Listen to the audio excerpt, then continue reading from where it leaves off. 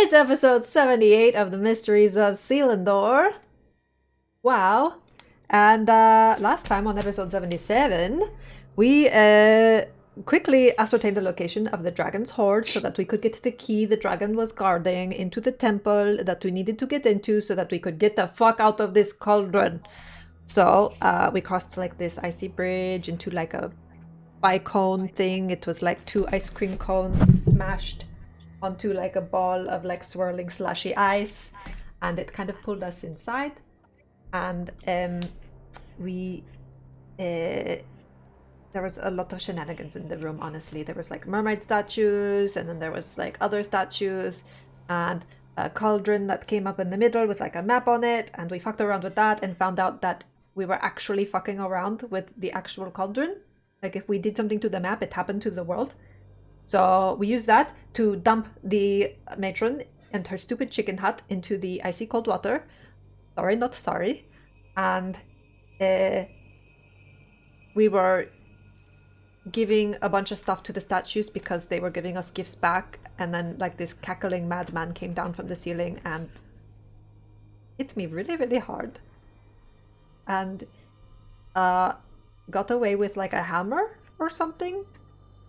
I'm still unclear as to who he was, but apparently this cauldron requires somebody to be like trapped inside of it and suffering like the cold curse and be the judge of all the stuff that's happening. So our friend Glass took the madman's place, and it was very sad.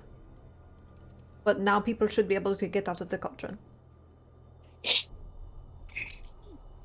Yeah, so after a whole bunch of messing around with these statues, giving them all sorts of resources and seeing what spit out, like some sort of very deranged gambling machine, you all came away with a number of artifacts, which I assume that you have all, at this point, sorted through, divvied up, and put on your sheets, which we did off stream, everyone, so that you didn't have to suffer through that nonsense. It took which 3 hours.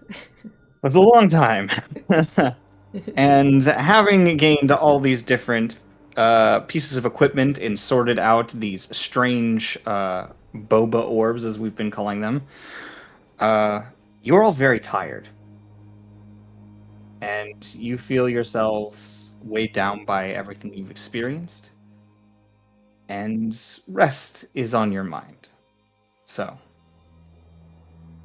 where would you like to go to rest? Would you like to exit the cauldron, or would you like to stay here, or would you like to step outside? I have to check There's in. no wrong answers. I have to check in with the captain, and I feel like I have to check in with Cleary too, because he was sabotaging the matron and we just dumped him into the icy water, and I feel really bad about that, and I don't want to feel bad about it, but I do. And so I feel like I need to check in and make sure he's okay. So if I'm going to send those messages, then I need to be in the cauldron, but I have to rest first. So is it okay if we spend the night here with everybody? I know we'd all like to just get out, but it's fine with me. Well, we don't know where we would get spit out exactly, so it's probably best to rest here first. okay. Do we want to do it right here, or do we want to like go back to the other room? I think here is fine. There's room here, right? Yeah. I just feel You awkward. keep Glass company. He's still here. You don't want to leave him alone. He's about to be alone for a long time. There's just kind of like a soft moving glow in the sort of mist above you. Glass? Can you hear me? There's silence. I don't know. But there is a little pulse of light in the middle of the cauldron. Just Right. The person that was traveling with us, the boy, he was one of the figures we dumped into the water. If there's anything you can do to make sure he gets out of there okay, it would be appreciated. And I'll make sure your people know what's going on. Just a little bit of a pulse again, and a little light, and that's it. Okay, I'm going to bed now. Okay. So you guys just going to sleep, like just kind of right there below glass Mhm. in the. Okay. So as you guys all kind of cuddle up in this Pretending it's icy a place, sleepover. little sleepover. We doing a dome? I can't. It's ritual. You can. Oh, it is a ritual. Okay, I do the dome. I always forget Oh, it's a ritual. not a sleepover for glass. Why? Yeah, as you guys make the dome, you can make it transparent. I Yeah. mean, and just make a little transparent dome and sit there, and you guys can sort of just lay there looking up at the sort of swirling, chaotic aquamarine mist. The little threads of light that are just sort of moving around. There's no real intelligence to it the way that it was moving before. There seems to be just sort of a bit of chaos going on right now. But as you lay there and sleep finally takes you, Seti, Uh-oh. you find yourself bathed in a familiar cold breeze and purplish light. You hear the grass and the trees as the wind blows through. Standing among the sort of pillars that sit in the grove where you find yourself typically in your inner realm. You look out into the distance where you see that bit of light in the forest, and you hear, "You dearie, always calling trouble for me. Not a fan of you." Well, you did threaten to loot my corpse, so talking about this fair play. Promises. I guarantee you that in time I will get what I am owed. You know, we could just have a conversation about all this and stop with the puzzles and riddles and vagaries. Don't give it the satisfaction. From behind you, you hear the voice of Lady Hyacinth, and you turn around to see this shorter than you, black haired girl with violet eyes looking up at you, going, "Hello, Seti. Hi. Thank you for reestablishing a connection. I was able to find you again. I assume that means you have cleared your little cauldron." Yes, thankfully. Good. Good. Well, I can't grab you immediately from there, but once you exit, send me a message and I'll bring you straight to the Nexus. Oh. Okay. Oh, good, good. I'll make it to the next. Keep it so much faster. Silence. And as you see that, she swipes her hand and darkness just spreads throughout the forest. She says, "She is a nuisance. I don't know why you decided to take in a fracture from that creature, but I hope you've made use of the power." I felt I needed it. And it has been helpful. Well, we have a lot to discuss when you get out of there. And we have a lot to do, unfortunately, because you all seem to know quite a lot, and it's important around Selindor to function under some semblance of order. So when I bring you to the Nexus, be prepared to answer some questions and sell yourselves. Right. I hope that means I'll be getting some of my own questions answered. Of course, of course. It's not going to be some sort of trial or anything like that. It's more of a frank discussion with high consequences. Yeah. End of the world and all that. Well, end of the world. It's not like it's ending quickly, dear. It's been around Selindor for what? 6,000 years or more? Ah, but still, you're right. it is of high importance, certainly for your mortal life, that you come prepared.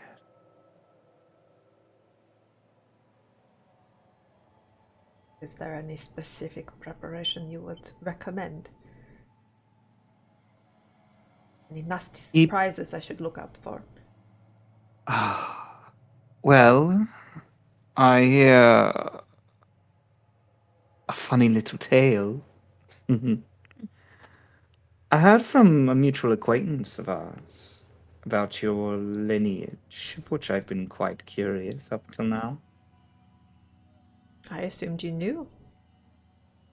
I was quite surprised, dear, but tickled nonetheless. So, And why is that? Lord Iris, eh? Well, Apparently. expect to see him there. Your fate will most likely be in his hands. Expect someone to claim nepotism. Yes, well, what else is new? I mean, our world's run on nepotism, let's be real. Right. Are you, what is your relationship to him? Seems the kind of question we can ask in a more stable environment, and not one where Lord Iris himself is quite privy to what we are saying. Right. Secret. If he wishes to tell you, he will tell you. I'm glad you're safe. Well, thank you, I guess. That too. Have a nice rest, dear. Ooh. And then darkness once again. And then you continue the weird, angsty, sexually charged dream about Cleary that you were having before. And then you wake up. All of you wake up, in fact, as the sound of rumbling greets your ears and the feeling of a light shaking. You can hear the sound of water sort of rippling and sloshing within the bowl itself. There's a sudden change you've noticed as you guys all come to consciousness. Not just the shaking, but the lights within the cauldron that is lifted up out of the ground seem to be sort of flashing. What's happening? I didn't touch it.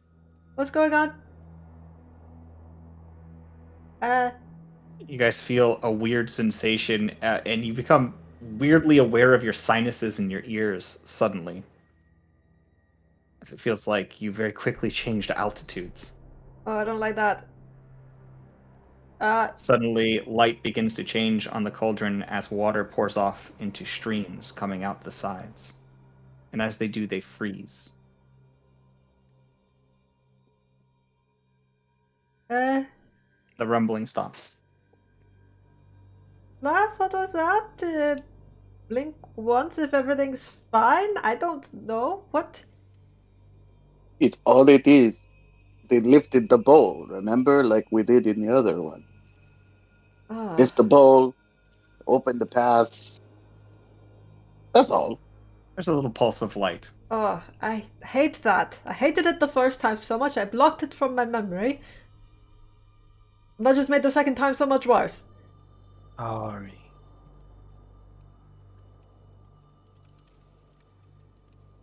What did you say? Right. Did you say hurry? Alright, okay. Send a message to the captain.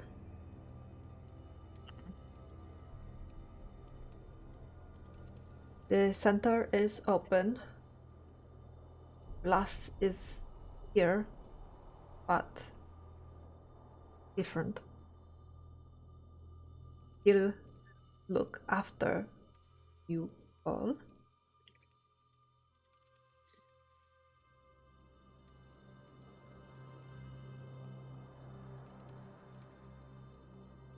I know everyone's in good hands.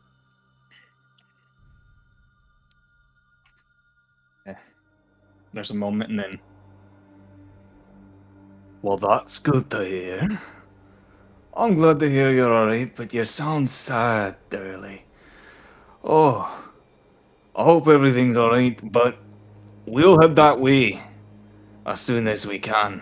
We got a little bit more to clean up here, but the monsters all backed off all at once in a hurry. So I assumed you all did well. and he got cut off somewhere in there. Yeah.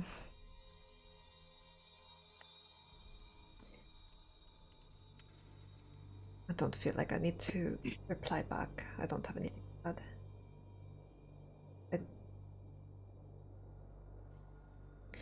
I'll send another message to Cleary. Or Val.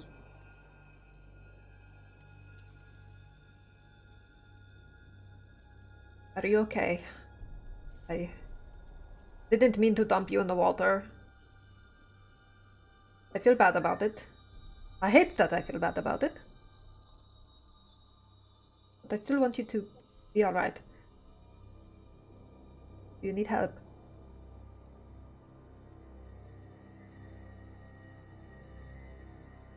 There's a moment of silence, and then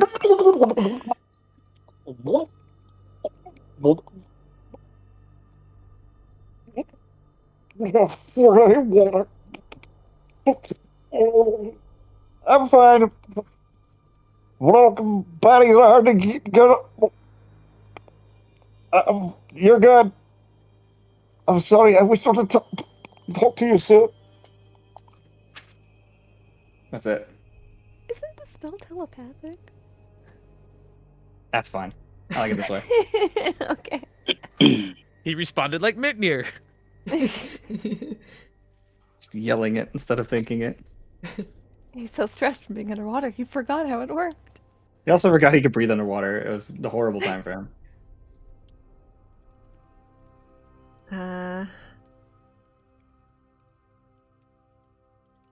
Alright. I guess he's okay.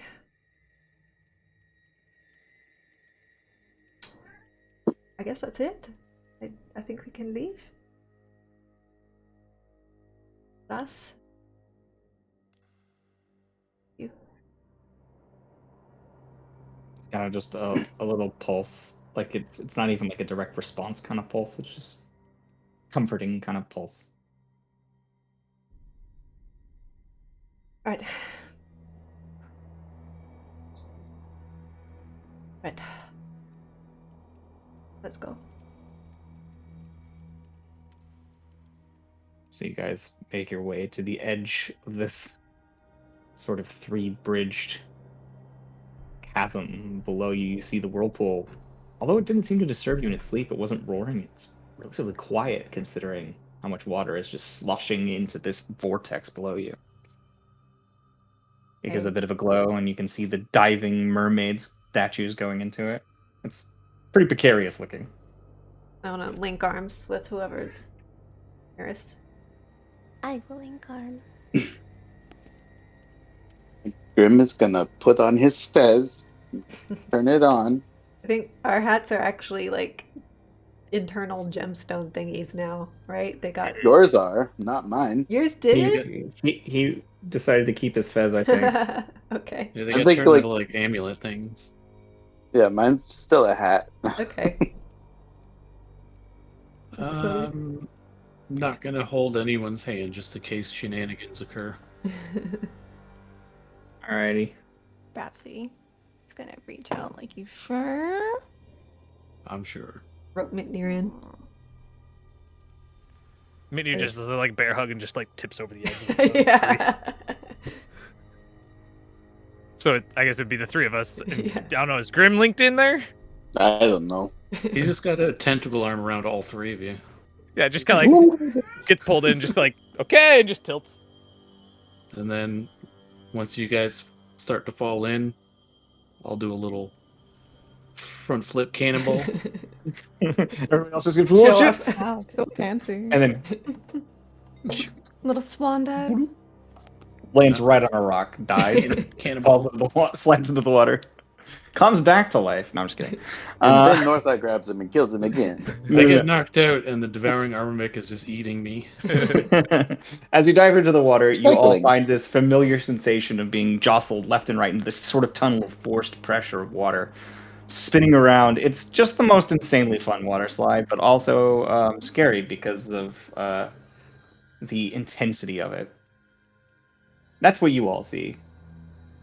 Meanwhile, Propsy, Orin, you see as this whirlpool cuts through the darkness, back, away from the giant bowl held by the hovering statue in the middle of black space and stars.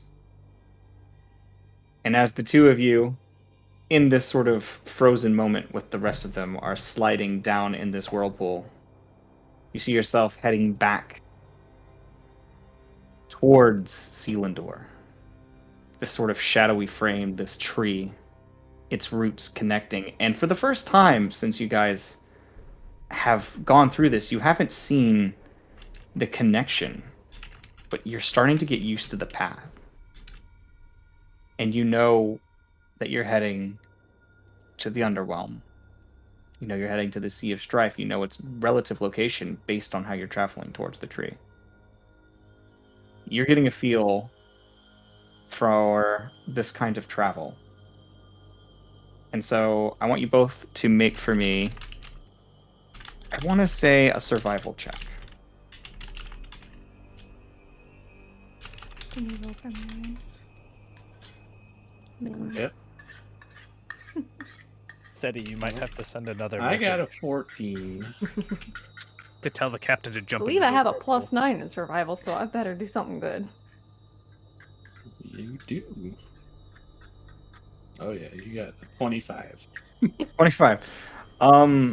So as you guys are moving through this, you start to get a sense of the movement of the cosmos in relation to the movement of Selindor. The way that everything twists and moves around itself. You're not traveling through physical space necessarily, but the way that it bends and warps, you get an idea of how things are interconnected. And you gain a glimpse of knowledge that might help you in the future for planar travel.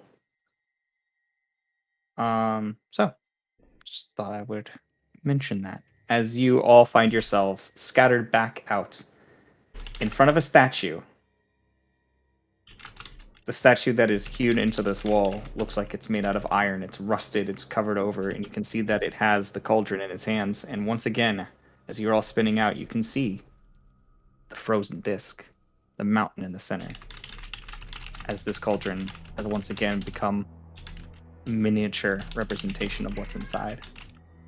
Looking around you into the dull ice, you can see that there are traps set out, nets in all directions.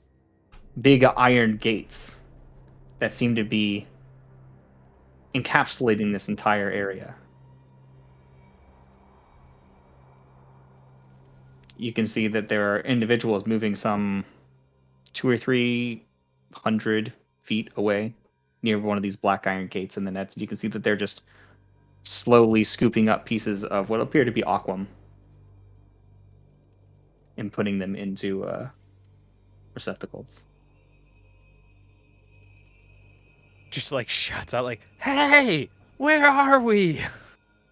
There's a moment, and then you look and you see these two like fish folk individuals that are just wearing nothing in particular, nothing that stands out, but kind of like pirate outfits, you know. And they kind of look at you guys and they turn over and they're like, "The fuck?" and just start swimming in your direction.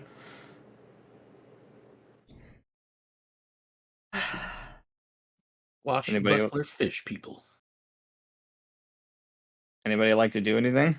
Just I'll move towards them, like away from. All right, so you guys begin swimming towards each other, and as these two fish folk start swimming up, you see that they start drawing swords, and they get close to you. And they pull the sword up, and you see that there's this what appears to be Triton holding a sword and pointing it at you. Says, "You're the first ones I see come out of something like that before. Who you all at?" So if we came out of that, you think it's good to point that at us? Yeah, I do. In fact, I think this is probably the best thing to be pointing at you. You better be stepping back or floating back. Have you been to Coral Reef recently? Have you heard about the Chosen, the whole hubbub going on there? His buddy pulls out another sword. He says, "You work for the Sea Swan, do you?" No. Oh, Opposite of that, actually. They look at each other for a second. Make a persuasion check. Yeah, we were the chosen for the people, right? That's a 20. 20? So, And who do you work for? Eh? Ourselves, mostly. But the Crimson Dawn's the one that sent us out here. To undermine the Sea Sworn. To free up the flow of Okrim.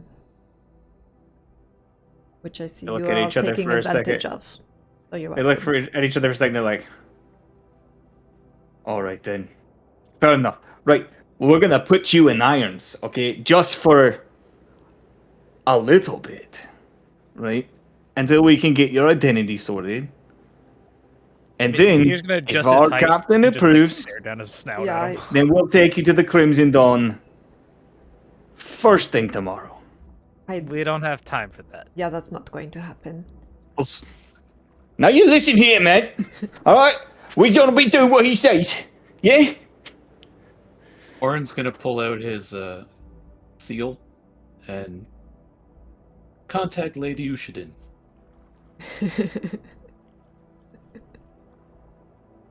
starts doing its thing. And it reforms. Yeah, hello. Hello. Hey, this is Orin.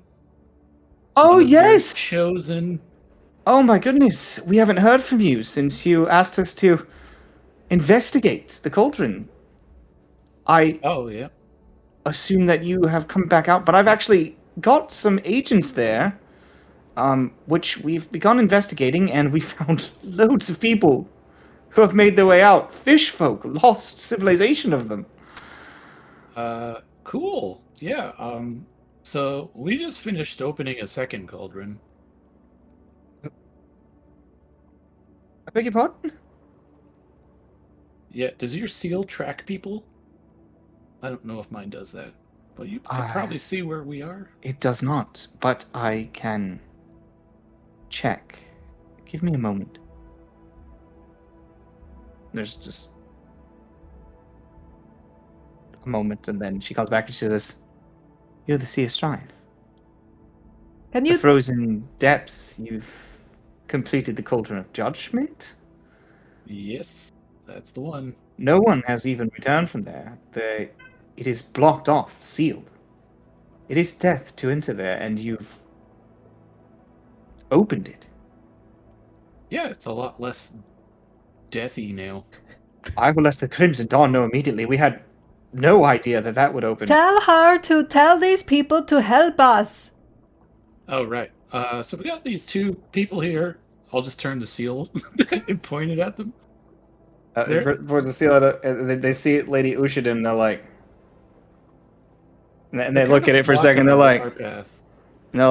And she says, and they say, if you want to get your chosen back, you're gonna pay us 850,000 Aquam. 850,000 by next Tuesday, or I'll slit all their throats. I'm gonna grab his sword. Deceptively, Orin's gonna be like, "Should we just kill these two? You get like, are they useful to anybody?" you like say that and you grab his sword. Make a I don't know. I was going for check. like deception. Well, he says he grabbed their sword. while Yeah, you're no, saying I'll use that. it. I'm just grabbing one of the swords and be like, yoink. Okay. Make a strength check on that. Yeah, I'm just trying to be A coy 26. about it. 26. Okay, so you reach for his sword, this little rusty lump of iron that he's got underwater. You grab it, and as you touch the tip, your fingers bend straight through the metal, and it crumples under your hand as you grab it and pull it out. And he goes, "Oh, you know what? It's fine. It's fine. You all, never mind. Lady Ushton. Yep, we are good. We are nobody. We are. Bye." And they just fucking swim straight off. All right. Kind of tosses like the hilt over his shoulder, just like. Eh. I guess Just that's all that problem. Slowly Never sinks to mind. the bottom. It is cold water out here still, by the way. It's icy water. So, now that we know where we are and what's what's going on, Do we Hyacinth, know where we are? well, we're in the frozen sea of strife. It turns back to There Ushin, you and go. Ushin says, "Well, I'm glad they were just random sea dogs, which is good. If they were our men, then I'm sure they would have been properly informed of your existence, and they would have brought you straight to us. If you meet anyone else out there, let me know. In the meantime, if you can make your way back over to our bubble, we would be more than happy to welcome you all." Insight Much check. like to speak to you. Make an insight check. Can insight a misty figure on a seal? Yes. It's more of the tonality. Yeah.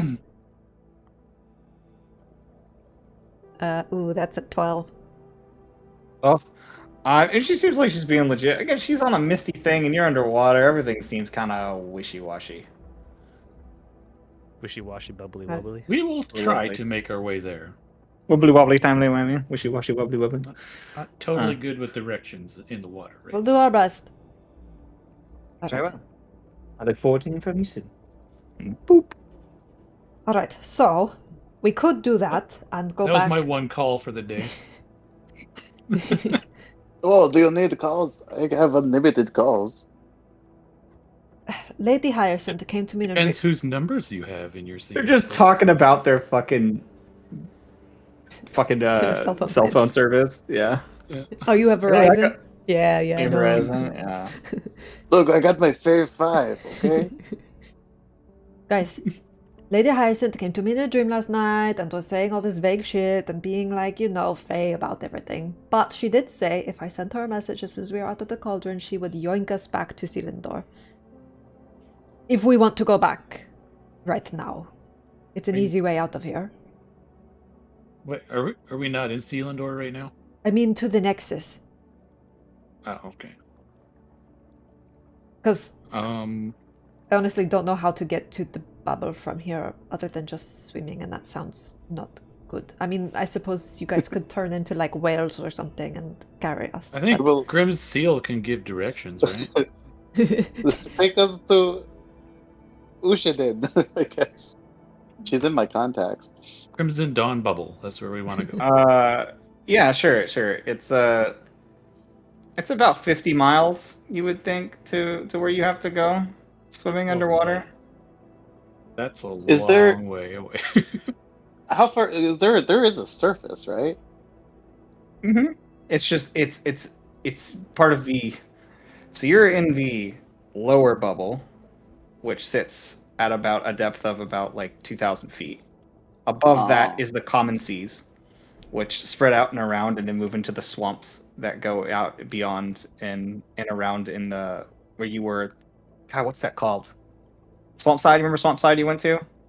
Yes. So that was the far backside of the underwhelm, and that's about, a solid like 200 miles from there too, Oh, okay. Never mind. from where you are. Like it's a massive place, We're in I was say gonna 200 say if we miles. could just like go to the surface and just use my boat, we could do that.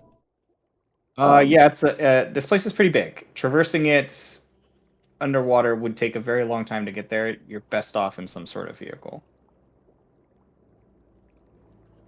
I figure those are our options. Either you guys become like whales or whatever and ferry us through the water back to the bubble, or we just take Hyacinth's ride out of here to the Nexus. I think Mm. even if we wild shaped it would still take us a while to It would- travel that kind of distance. Yeah, it would It not would. If we be. went to the Nexus, could we then take like a teleporter to the Underwhelm? You I said would no more assume that the teleporting. Nexus would have Well, No, the teleporters are some fine. method. It's the return crystal stuff that's not good. the teleport circles are fine. Yes. I Those were don't. made by people, not by Selindor. I'm sure somebody could get us back to Coral Weave if we wanted to. I'm sure Probably. they have teleportation circles in Coral Weave. And I'm sure. I don't You know want me what's to going. call Ushidin and ask her? Just ask her if they have teleport circles. No, that's okay. I think. Well, he's got unlimited calls. Go for it. All right. Call Ushidin. Hello. Hey, lady, do they have teleport circles where you are? Yes, they do. Do you need me to transcribe them for you and send them? I don't know how long that would take, but it No, might no. beat the We're just distance gonna. for. Apparently, we're going to go to the Nexus and then maybe we'll teleport to you. It's okay. We just wanted to make sure we could teleport to you. Yes, we do have teleportation circles that are opened to and from different places throughout Sealand. Great. Okay. Bye. Hang up while she's in the middle of responding. There you go. Answer. Sure. All right. I would be Do you have perfectly. Lady Hyacinth on speed dial, or do you have to actually send a message? I don't know if I have her. I'll- No, I don't have her in my contacts. I'll send a message. Probably get her on your seal. I will call Brogy though and make sure he has my mushrooms. Okay, so you send a message to Brogy. Or you're call Hey. Brogy. Hey, Brogy, you got my mushrooms? Brogy goes, oh, mushroom king, hello. Yeah. Brogy is so excited to talk to you. Oh my god. What are you doing? Oh my god, look at you, you're wet. Please, I'm underwater. I just need, I'm going to need my mushrooms. I might stop by and pick up a mushroom. Okay? Oh, yeah. So, wait, don't say they're gonna let the mushrooms stick around here, but maybe open the family or something. Give me something Is to the- play with. Is the school still, they're still using the stew pot? They're good? They have that? Oh, stupid. I'll give them a play of all kind of food. Okay, great. Good. Bro, All right, I'll see you soon. trying it Bye. very tasty. Okay, have fun, Brogy. Don't kill anybody. No promise.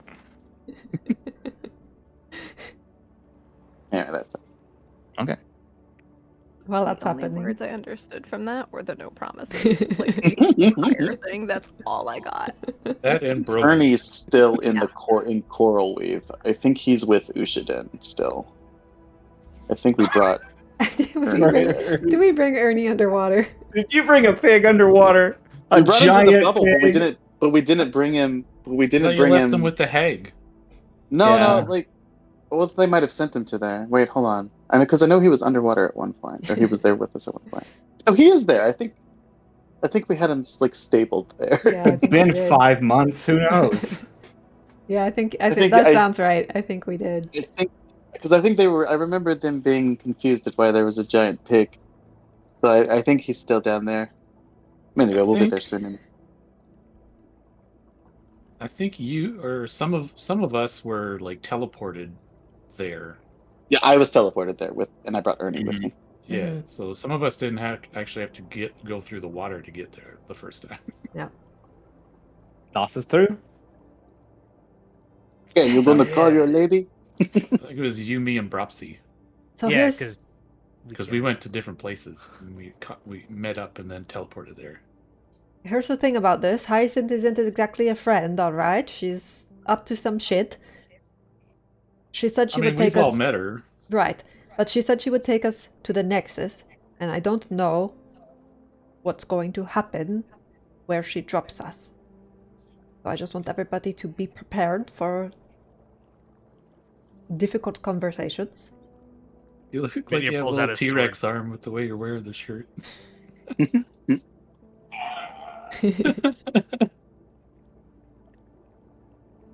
Anyway, I'll send my message. Well, we're in the Sea of Strife, and it's freaking cold here, so if you want to yoink us back to Selindor proper, that would be much appreciated. You finish sending the message, and then suddenly you see water starts moving to your left, and you see a tiny little tear, and an arm reaches out and goes. Just a little finger comes out, Oh, I don't like that and at a all. finger beckons you. Don't like it at all, but I'll swim. As you There swim you over go. to it, it's only like 10 feet away, and as you swim closer, she grabs your arm and she pulls you through. So everyone else going to? Yeah, I mean, I yeah. was Cool, still yeah. linking arms, Not- so I Yeah, can as you guys join are you looking, now. you guys are just getting yoinked, and you can like feel as you're pulled out of the water and just suddenly just like into almost like darkness for a moment. You almost completely lose yourself as you're pulled through, and you can smell grass and flowers, and you feel the softness of it underneath your hands. And Mitnir, you get a feeling like you're home, finally. Personally, I was just waiting for SETI just to go poof, and the rest of us be like, oh. yeah. Yeah. You look and you see the grass of the Gloaming Grove, this sort of teal alien grass. You see little flowers and the sweet aroma that you were familiar with. And then you look over and you see Lady Hyacinth just slushing water off of her arm, sitting down on this massive couch that is just sitting right in the middle of this glade. That's your first bit of information that comes into your senses. The next bit of information is the sudden realization that you're moving. You find yourselves being lifted, very slowly drifting through the air. You look around, and you take in the Nexus for the first time. You realize that this little plot of grass that you're standing on is about a 30-foot wide disc. In all directions around you, there is light coming from only one true source, and several other places that are mixed and mingled here. As you continue slowly drifting through this miles of expanse of darkness in twisted wood, you can see a crystal twisted and cracking and shifting, and the color of which, especially those of you that have seen Northot's true form, unnerves you. As Have this we crystal all seen that slowly shatters and reforms itself in this weird glass-like ripple. And as it does, Orin, you feel it run up your arm and down your spine. It sends chills.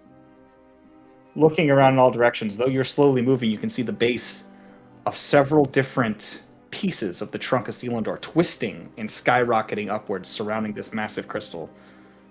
You can see mist pouring off of them, and each of these different branches inside of it looks like miles falling in. You can see slivers cut of worlds. All inside of the tree, in all directions, spinning, you can see worlds you couldn't even fathom before. There's mist pouring out of them and being breathed into this crystal in the middle.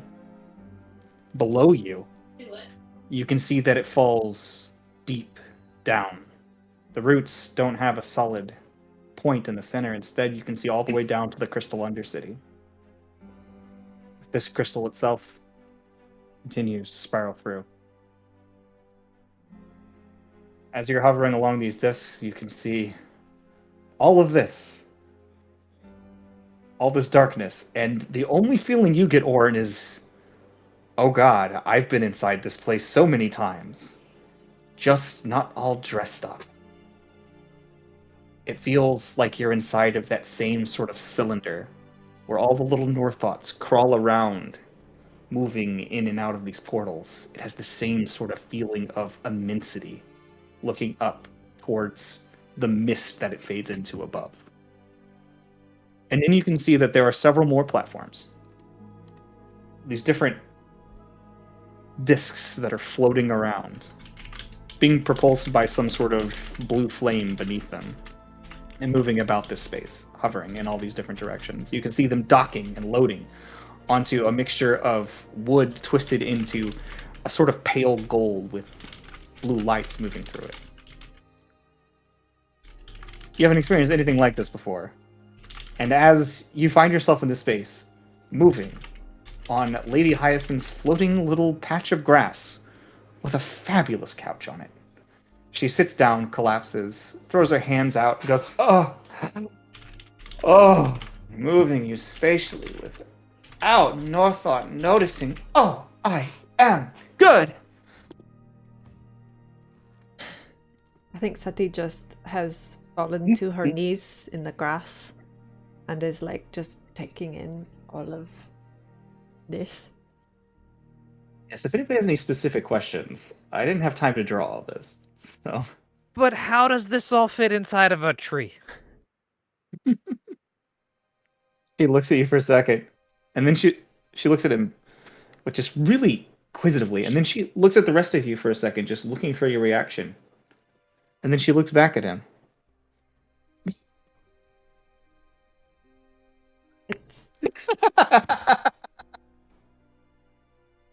She starts crying. Just a little bit. Just I'm looks at the sorry. group. Is this like pancakes? yes, yeah, it's like pancakes. He's so adorable. Where did you pick him up? I want one. He's ours, you can't have him. How Is very there- selfish. We'll make a fair trade someday. Is there any reaction from my fracture? My green fracture. Now that we're in here, Oh, are you trying to feel a sense of that source of power? I'm just kind of curious if it reacts to being in the middle of the tree. Not specifically. You don't feel anything necessarily reacting. Okay.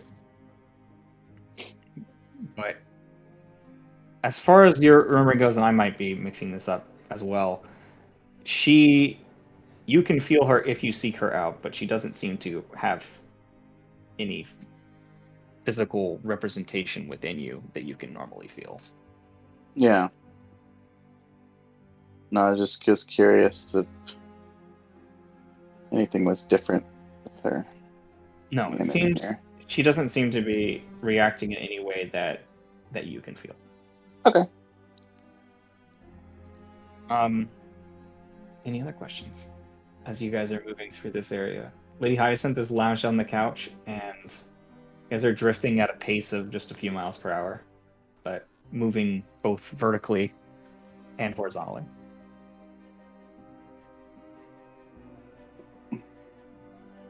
So, where are we going? Sorry, dear. We're going to the council chambers of Discord.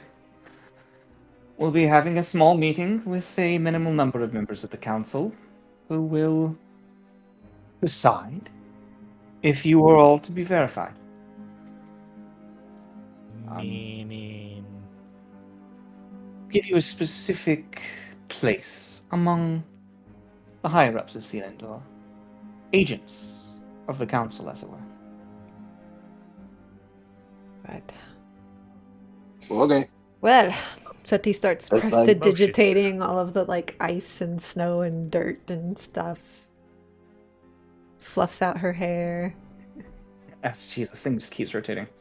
She says, "So, I'm all ears for you all, but most of these questions you'll be answering when we get to the trial. Like I said, not an actual trial, really just a conversation, but a trial in which you will be explaining a few things. Expect there to be those that oppose you, and those that do not. Minimum is going to be 3 neutral parties to hear out what's going on, to hear my plea to have you all advanced, verified. And then, of course, there will be a judge who sits above the entire thing. The only neutral party that is known for absolute law. Even though, for some reason, he is just a source of chaos in my life. Lord Primus. Yeah, the headmaster. The headmaster, yes, but also a decision maker and an arbiter among those in the council. Is my mushroom lady there too, or is she not there? I have no way of knowing. I'm not actually a member of the council. You're an agent? I work for Lord Iris.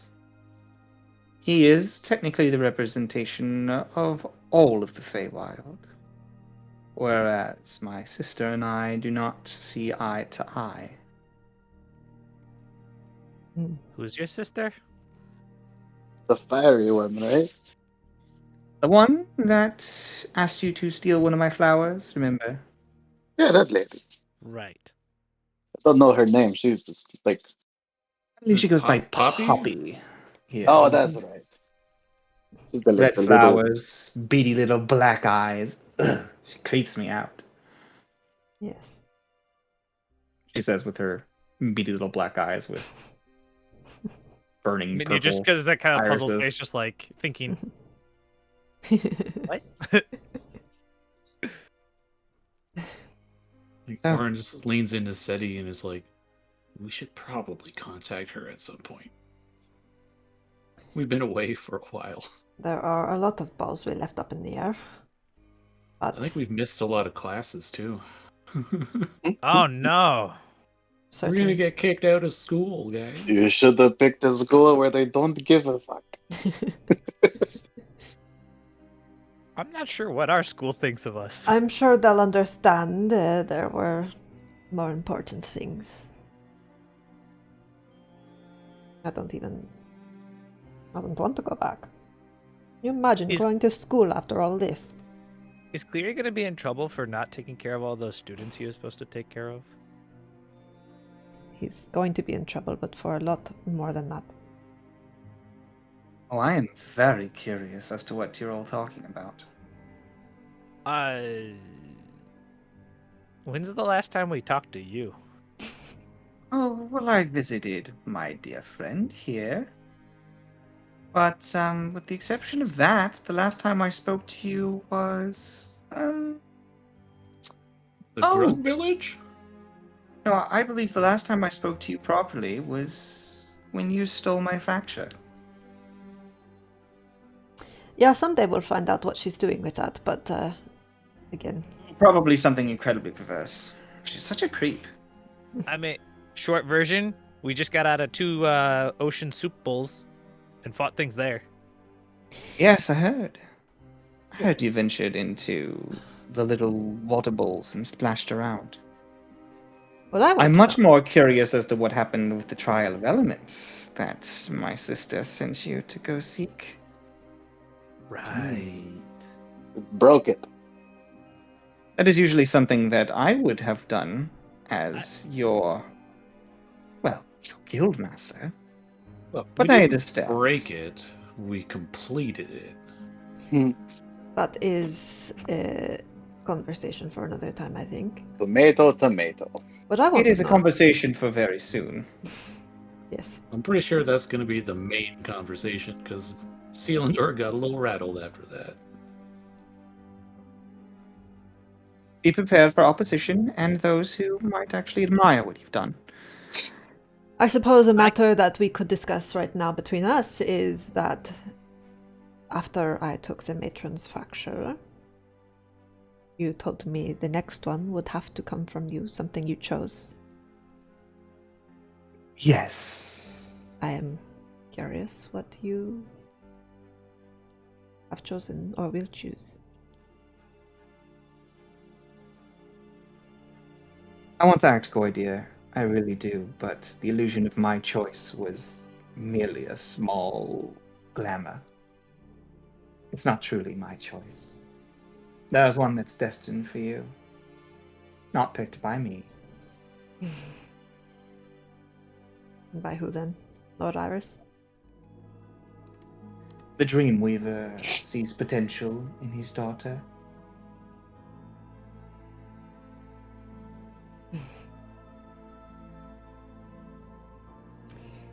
Well, Oh. And as you guys continue rising through this space, like you can see that you are approaching what appears to be another floating disc, surrounded by like twisting vines that go off in different directions. You can see that there's the bottom of many discs that are attached to this disc as well, sort of conglomerating near the crystal. She says, We'll be there shortly. Take some time. Gather your thoughts. I would have liked a bath. "Don't worry." She just gestures a hand over to you, and you feel very clean. Kind of smell like seawater and fish.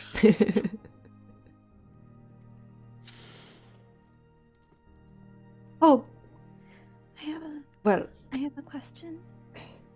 Hmm. Well, you can say yours first. I just had a thought of like, what if Cleary's there? But then I remembered he's probably still trapped in the cauldron, so fine. Fine, go ahead. You said this would be a trial? Again, I keep calling it a trial. Again, it's more of the way things are done. But it's really just a council meeting, a small conversation. Okay, I just want to clarify if people are going to be trying to punish us, or if we're being accused of a crime, or... I am offering you up for promotion. Whether or not you're punished for anything you may or may not have done at this point is completely up to the council. But is it something that's going to be brought up? I think you should be rewarded. That sounds like a yes. Why don't we mostly let me do the talking, unless any of you are specifically addressed? We don't want to step in it in front You of don't- these people. In what? You don't want me to talk? There is a very high chance that each of you will be addressed individually. But I think me and do Midner should do the agree talking. with Setimera that allowing Grim her and to I, do great most of the talking. storytellers.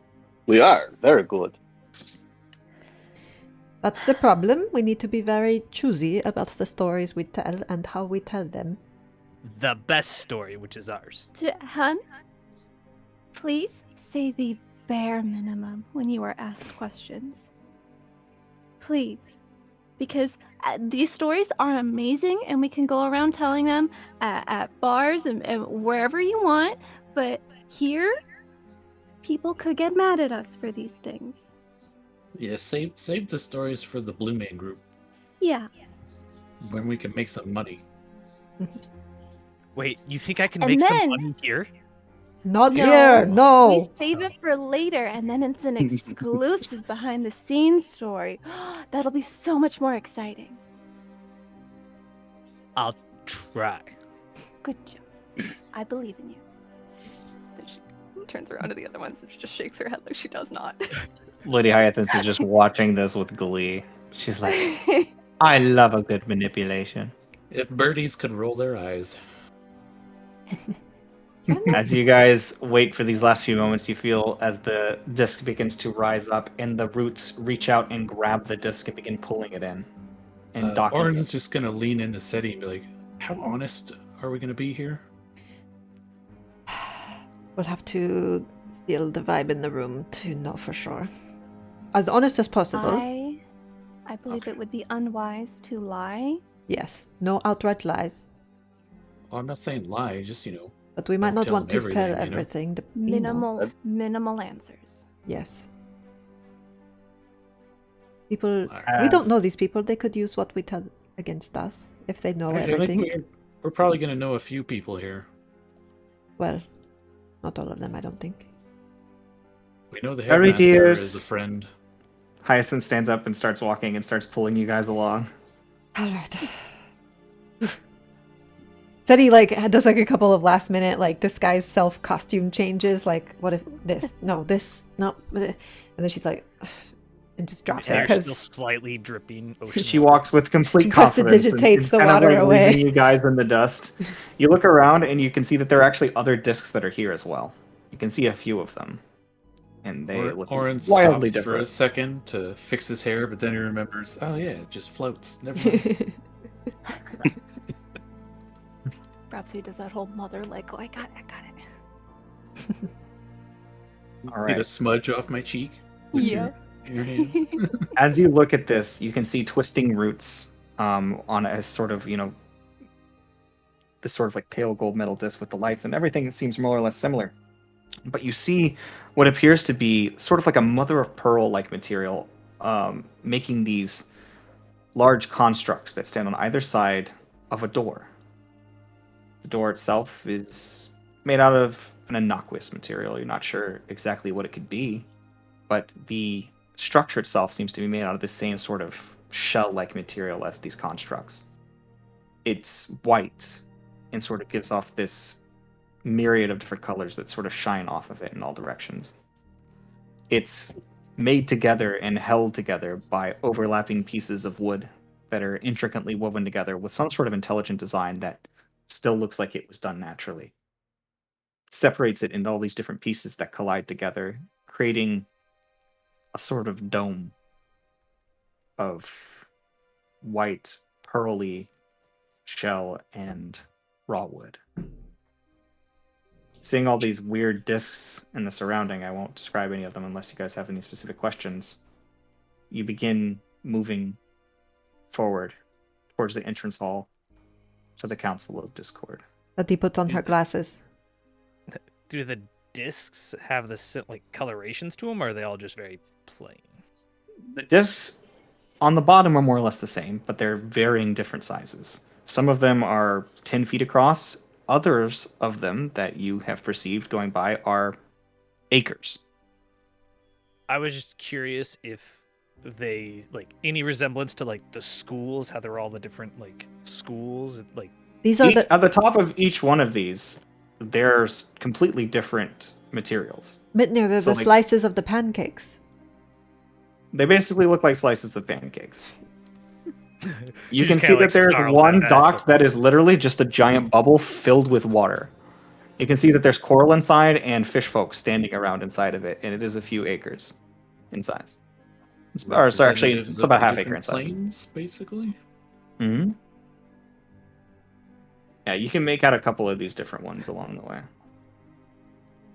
Is there a Um, fiery one?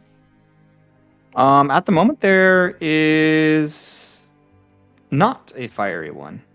No. Yeah. Okay. Are you hoping to see your girlfriend? No.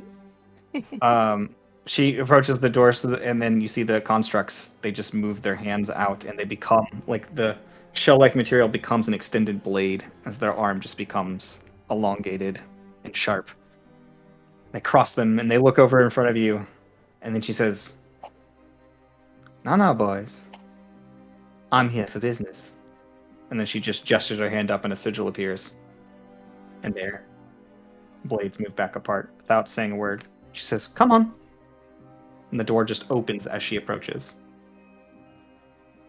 Inside this place, you get this sense of just this echoey hollowness, but somehow it also feels like you can hear the voices of dozens of people speaking and whispering in this strange place.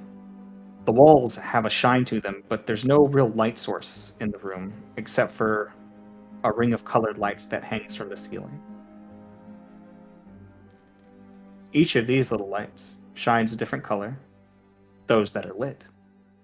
Down on a sequence of chairs that sit in a circle around a single sigil, carved directly into raw wood and shell.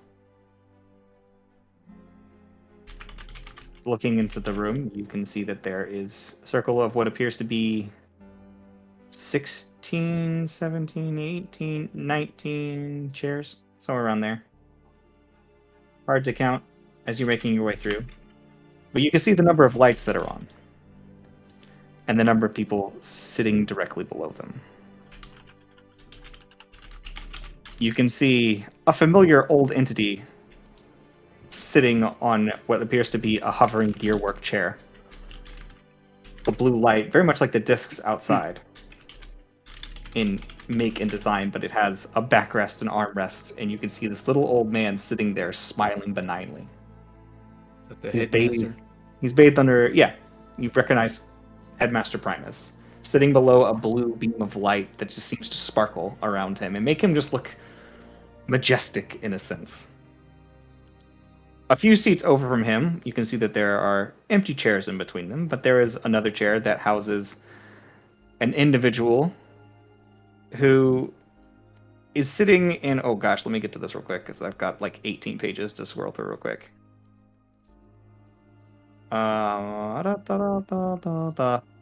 Okay, cool. So you see this individual who is bathed in like a sort of saffron colored light, which is like a hard color to really describe specifically, but it's the color of saffron. Is bathing him from above. It looks warm and greeting. And he sits there with gray robes and this bright, warm face, and you can see his beard. And for some reason, he looks so familiar to you, Seti, and so familiar to, well, he would look familiar if the other person who saw him was here. But Seti, you recognize him as an individual you once saw laying on the back of a horse when you did a planar travel.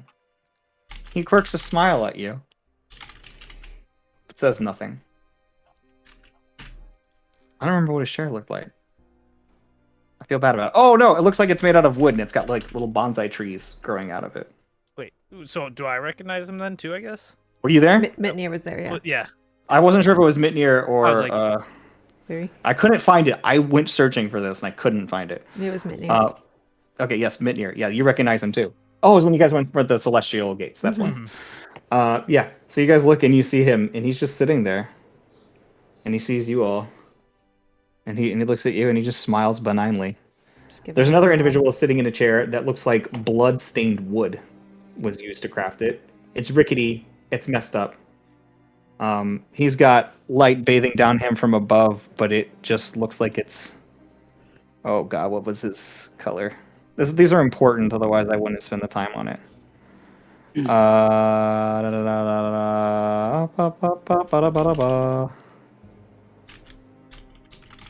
Oh yeah, it's russet colored, and it looks kind of like dry blood, bathing him in light. And as he sits there, he's picking dried blood out from beneath his nails with a knife, curved, jagged blade. He's got a very gruff expression. He looks like a slimy, just your average guy who's up to some skullduggery. You're just your average ruffian. He's got cuts in his skin, on his face, and on his arms where you can see it, and you can see that they're seeping a sort of black ichor. His eyes are sunken, and you can see that there is lots of red blood crusted around his eyes. And he's just looking at you, all very unamused. But there are more individuals sitting in this room. Ones that are just here to watch, it seems, and some that you recognize. You see that sitting in a chair that appears to just be cushions beneath a deep blue light is Arbiter Aeon. His tentacles moving out in all directions as he sort of sits beneath the dark blue light and bathes in it like water. His sort of long beard and his regal, holier-than-thou attitude sort of emitting from him, and he beams at you all as well as you come in. You see a woman sitting quietly in a chair made out of a white zirkwood. She has mushrooms growing off of her shoulders. Tiny, small mushrooms, all rising up. She smiles at Grim. And she just Keep her leg watches under him the with wave. fascination. She's not what you recognize or anything, but She has mushrooms and she smiled at me. she seems familiar. There Grim's is like, "Hey, also hi, an Mom."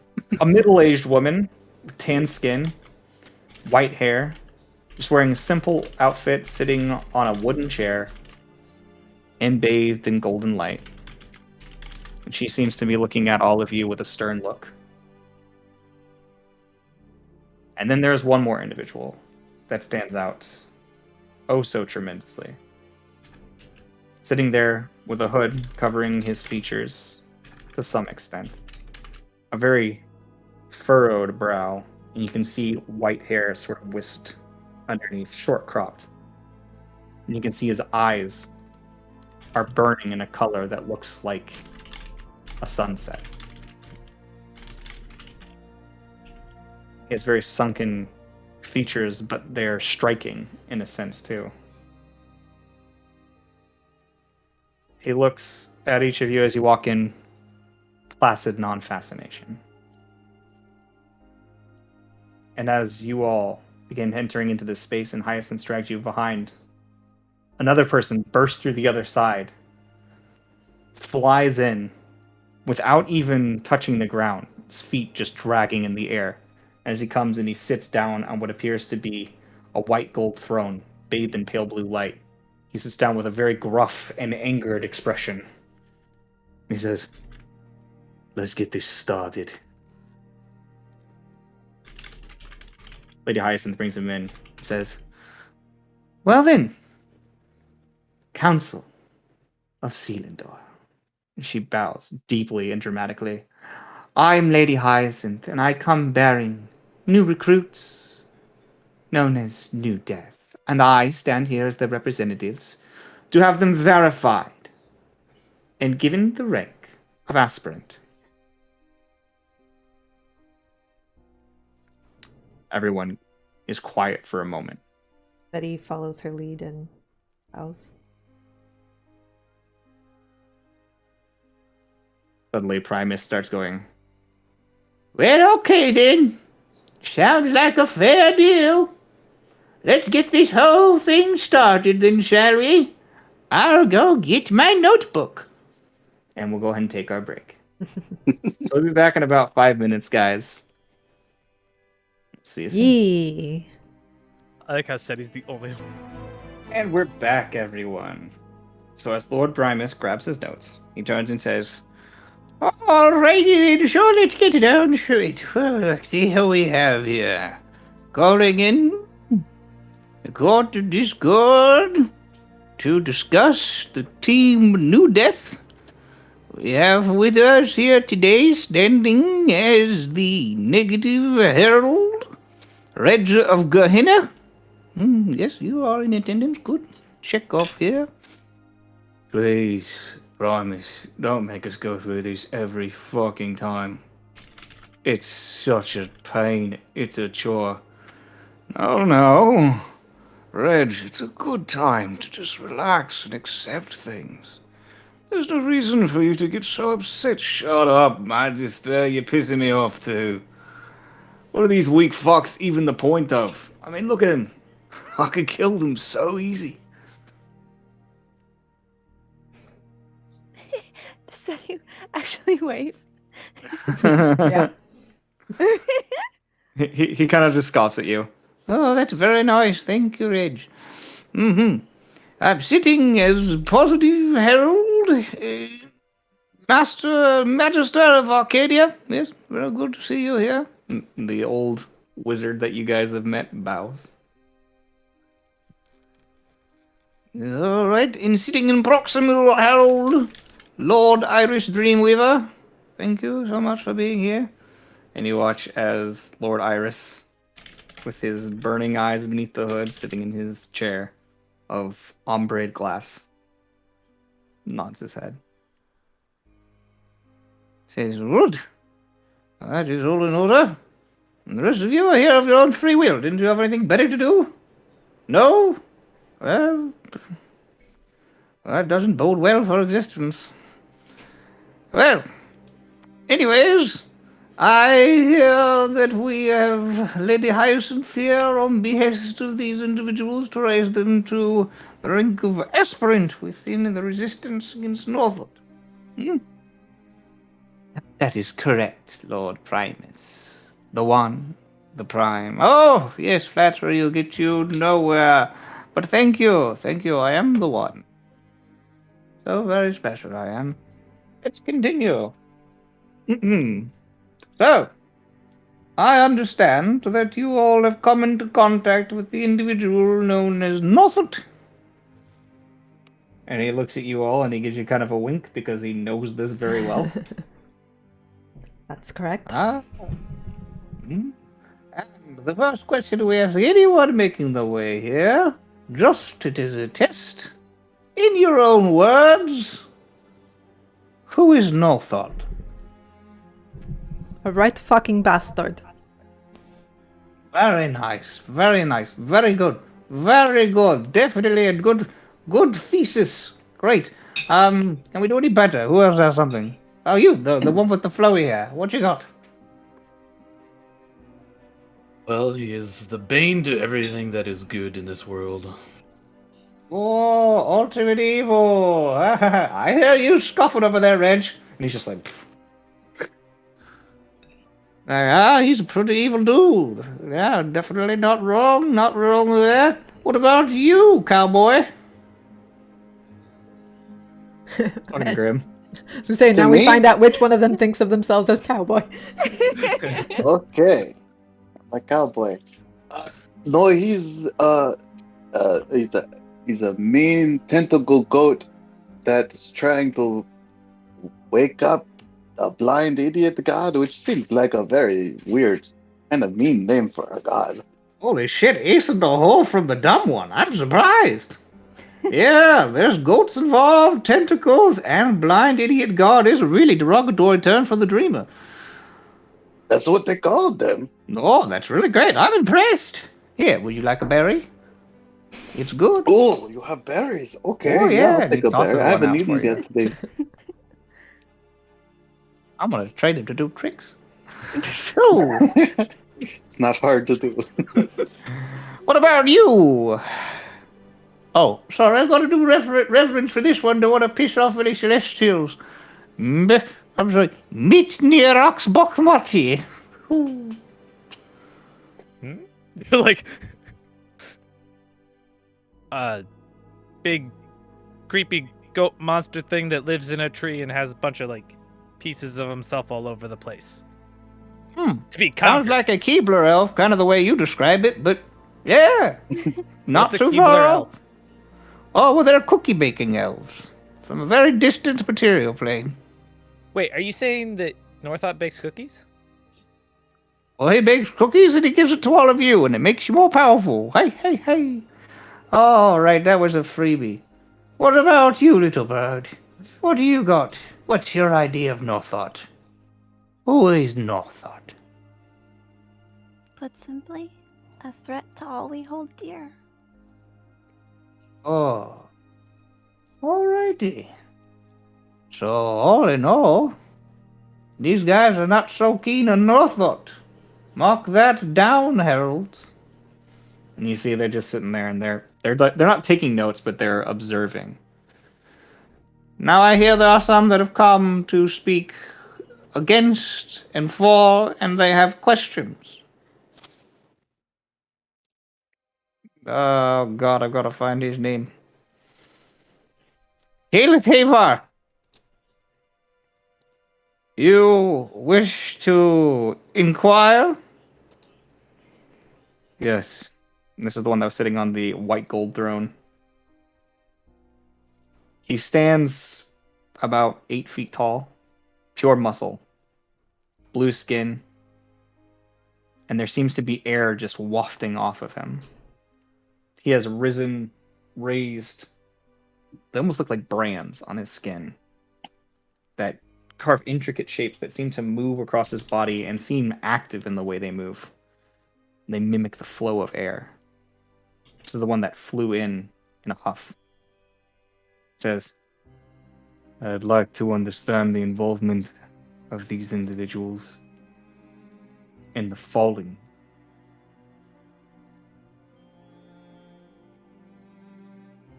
I hear that they cleared the Trial of Elements training ground held by the god of air. And after their visit, the sky cities fell. Thousands were injured. Thousands died.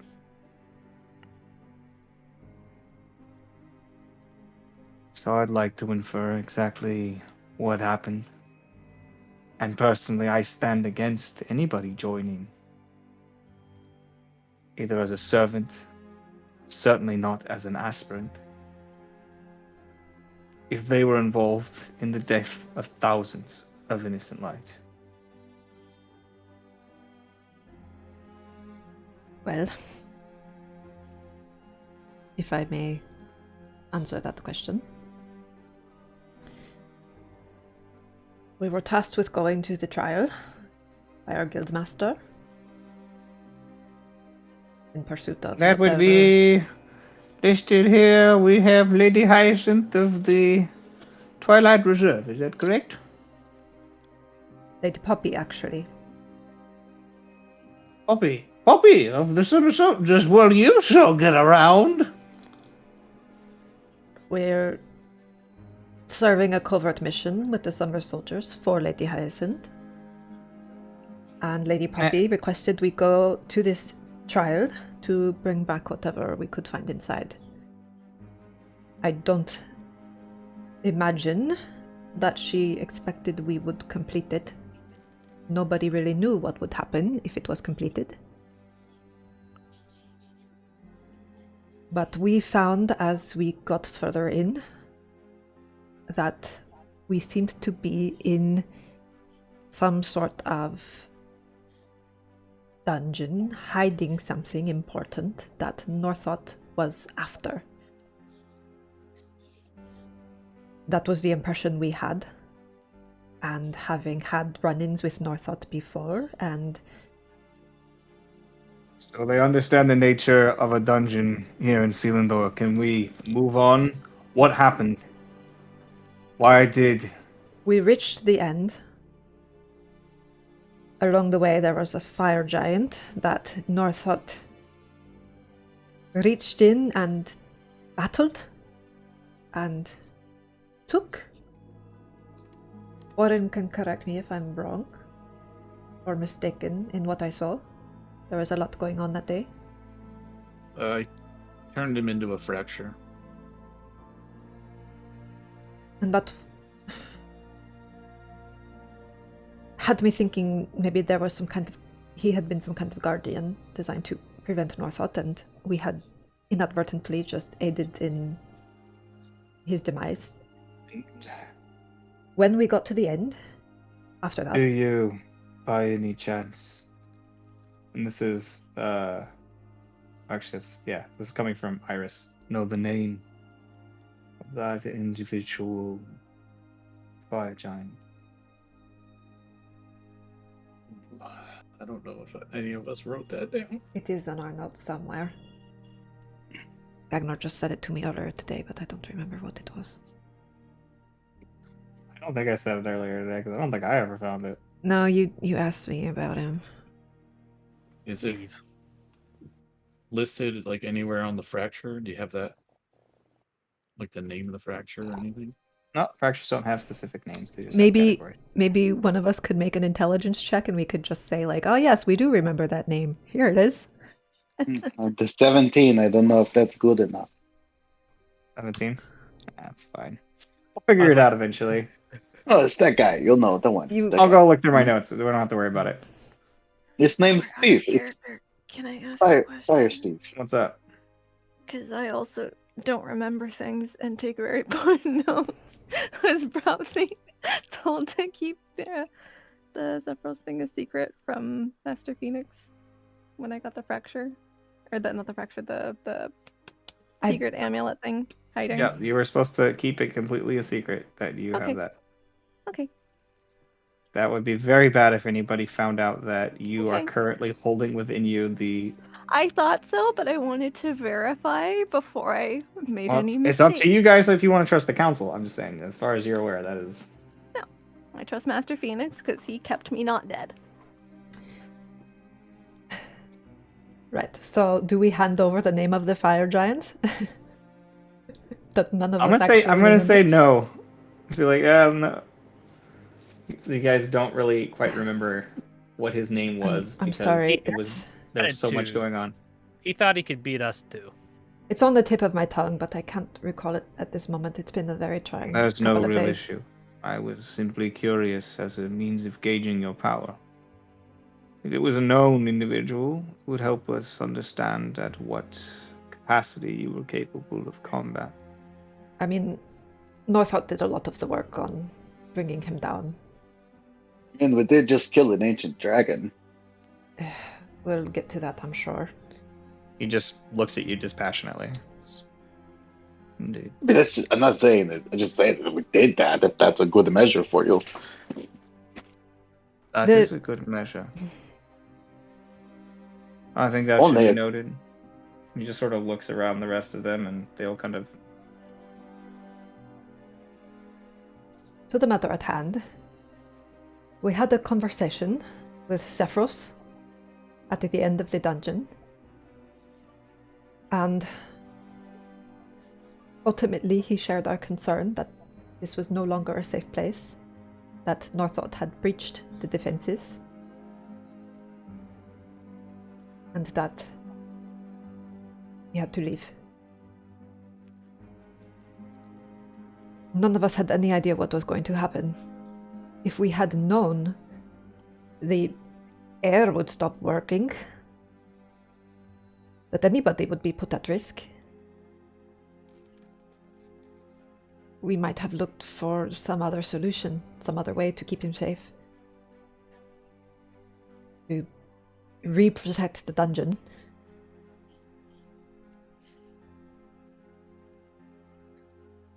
So excuse me if I'm wrong. Says the woman with the white hair and skin. Sorry, dear, but he left. This Zephyros you're speaking of. He abandoned the dungeon. Yes. And that is all that happened that caused these cities to fall from the sky? That is when the cities began to fall, yes. From my understanding, we also fell. Lies. Lies! It would never fall from the sky, not from that. I ask that you hold your tongue now. That's a wrong accent completely. Oh no, just hold your tongue. Try not to be jumping down anyone's throat with aggression. Just find our keel. Question. Are we all standing or do we have seating? You guys are standing in the circle. There's a lot of chairs surrounding you, but lights are shining down only on the chairs that have people in them. And you guys are standing in the middle of a circle. It would be really bad to sit in one of the empty chairs. No, I I'm not gonna try it. I think at this point Bropsy would kind of not suddenly but like slowly fall to her knees. Just look down. Betty puts a hand on her shoulder, both in like an offer of comfort, but also firm enough. Sort of a message of like, stay strong. Mm-hmm. Well, then may they look even weaker than before. So what? You asked this Zephyros guy, he got scared, he ran off like a little bitch. What happened then? Eh? Run off? That's We not got shot the out of there. The trial vanished. Yes. We fell through the sky. And cities fell. Everything caught on fire. We could not breathe. And you're suggesting what entity? This Zephyros is some god of air that I've not heard of? Zephyros is a primordial. The primordial of air. Primordial. There are no primordials. Not in physical form, they are concepts. And this is coming from one who knows the air, who knows the gods. Then you Have do you not met know one? as much as you think. He says, have I met a god? I am Lord of the Jinni. I have met gods. I am but a small shake from God. My power is equal. And you, pathetic, groveling, regretful creatures, you meddled with something you knew nothing of, and my people suffer. And for that, we can only offer our apologies and atonement. We I did mean, you're not just kind know. of like slightly elbow steady at that, like, no. You see, Reg just sitting there in his chair, just watching you guys, kind of just look ashamed, just like. Grim doesn't look ashamed. Oh. He's just grim. He's a bunch of goody two-shoes, every last fucking one of them. Is What that used to not we who have you here? want in this fight against the Northot? I think that a pure soul is useful. But I also don't think you're all pure souls. Nope. This is coming from the woman with white hair. Some of you, quite pure. Others of you, tainted. And twisted. And she's looking at Orin. That's what I was gonna say. He's just talking about Orin. Much. Well, I have a question for all of you. Have any of you even met Northot? His true form? They all look at you for a moment. There are those of us who have. There are those of us who have seen him on the battlefield and killed his avatar. The prime avatars, the ones with real power. During the early days of Selindor, when the tree was still growing, we first encountered the goat beast. When he carried with him a vestige of power. We knew him then, we defeated him then, but he's been lurking and growing. There's a reason we ask, who is Northot? And the reason is a question of how much you know. Because we do These- not want to share secrets. But These if you know prime avatars you speak of, do they contain fractures? the one we defeated did not carry a fraction. What it carried with it instead was a book.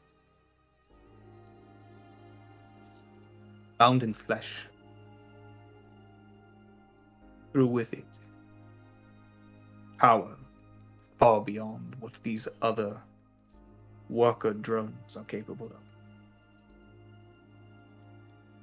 Well, I see you all eyeing me in a manner. It's literally just her. The rest of them are not eyeing you. Oh, okay. Well, Just the you. one with white hair. Noticing the horns. I defeated an avatar of Northot. And upon its death, a fracture was forced into me. I did not choose to have this put inside me. And I have not had time to find anyone that can deal with it. Make a persuasion check. Ooh, With really not good advantage. at that.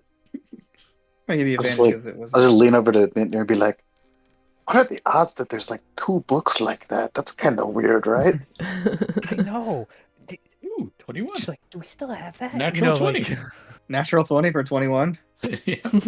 She looks at you and then, at first, what looked like a stern face softens slightly. And then she sits there quietly as they continue. So, I think that's pretty clear cut. This god of air, as it were, abandoned his construct, abandoned it, as it were, and the sky fell. It's hardly the fault of these individuals, I would say. Eddie is watching Lord Iris.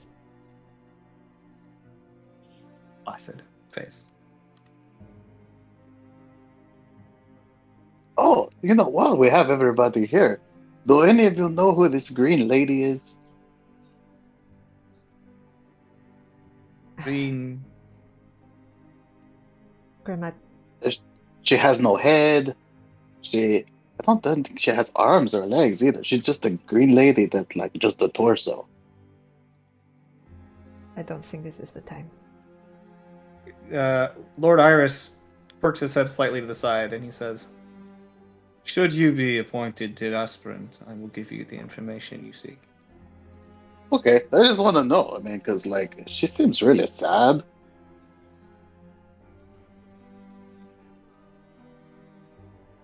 the rest of them start looking around at the rest of you. And he says, I find no satisfaction in their response.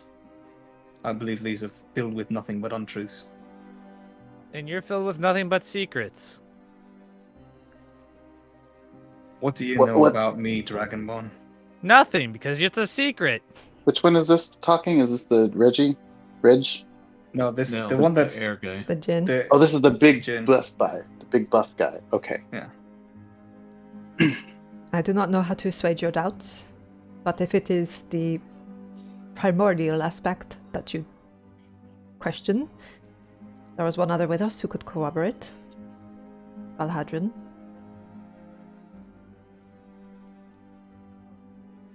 Valhadrin. That's a name I'm supposed to know? Lord Iris turns and says, He is one of my kin. His Or knowledge. fit. A Fae is what you want to base all this on.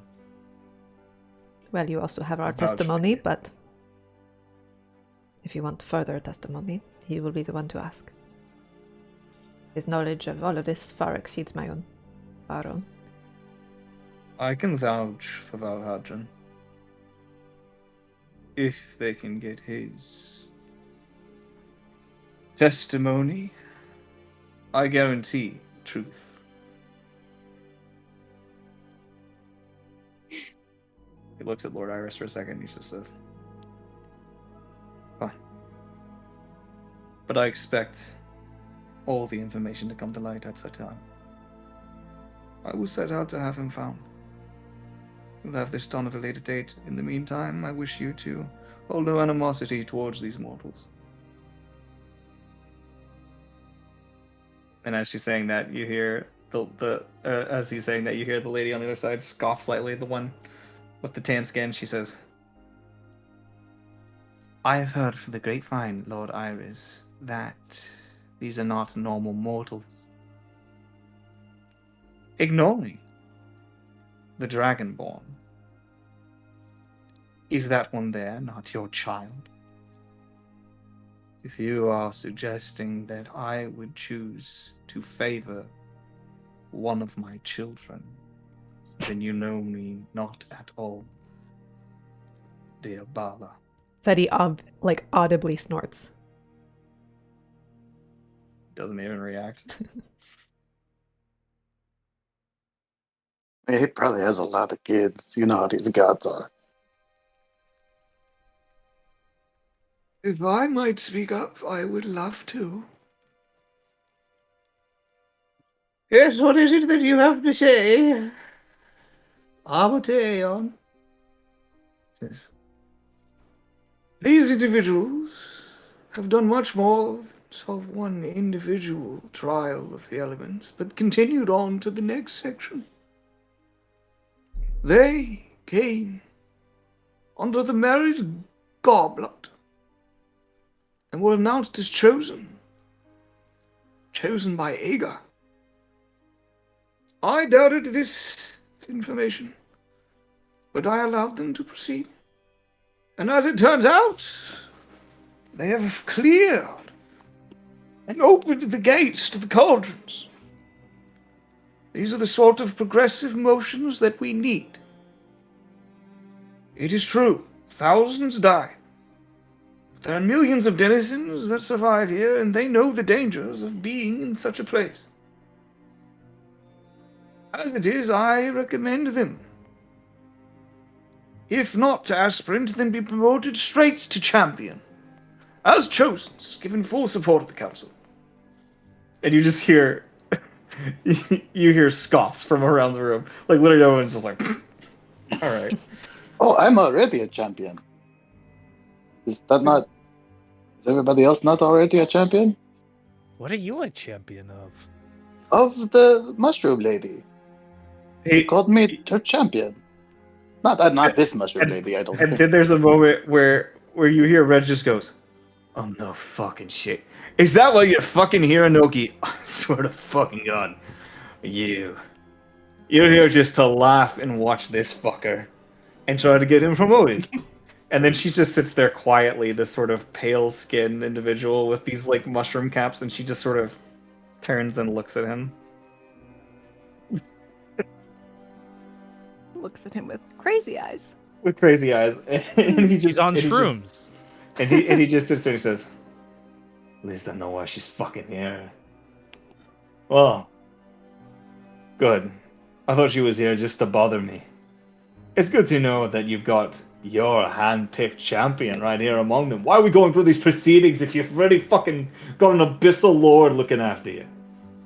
Let them tell you all their secrets. That's what I'm saying. If I'm already a champion, why do I need? I mean, There's a moment, and then Anoki says, "Just because he's my champion doesn't mean I want to help him all that. I like watching what he does on his own." Your voyeurism is appreciated, actually. no, you should see her when she sticks her face out of mushrooms. It's really cool. She goes,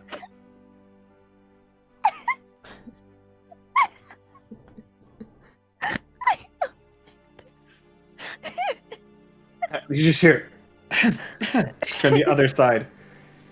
Listen, Prosty's face is in her hands now. She has not stood up. She's just.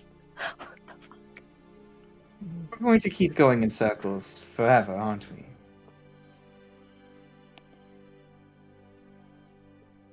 There are things that I would very much like to discuss, but my most important thing I'd like to ask personally is what were you doing in these cauldrons?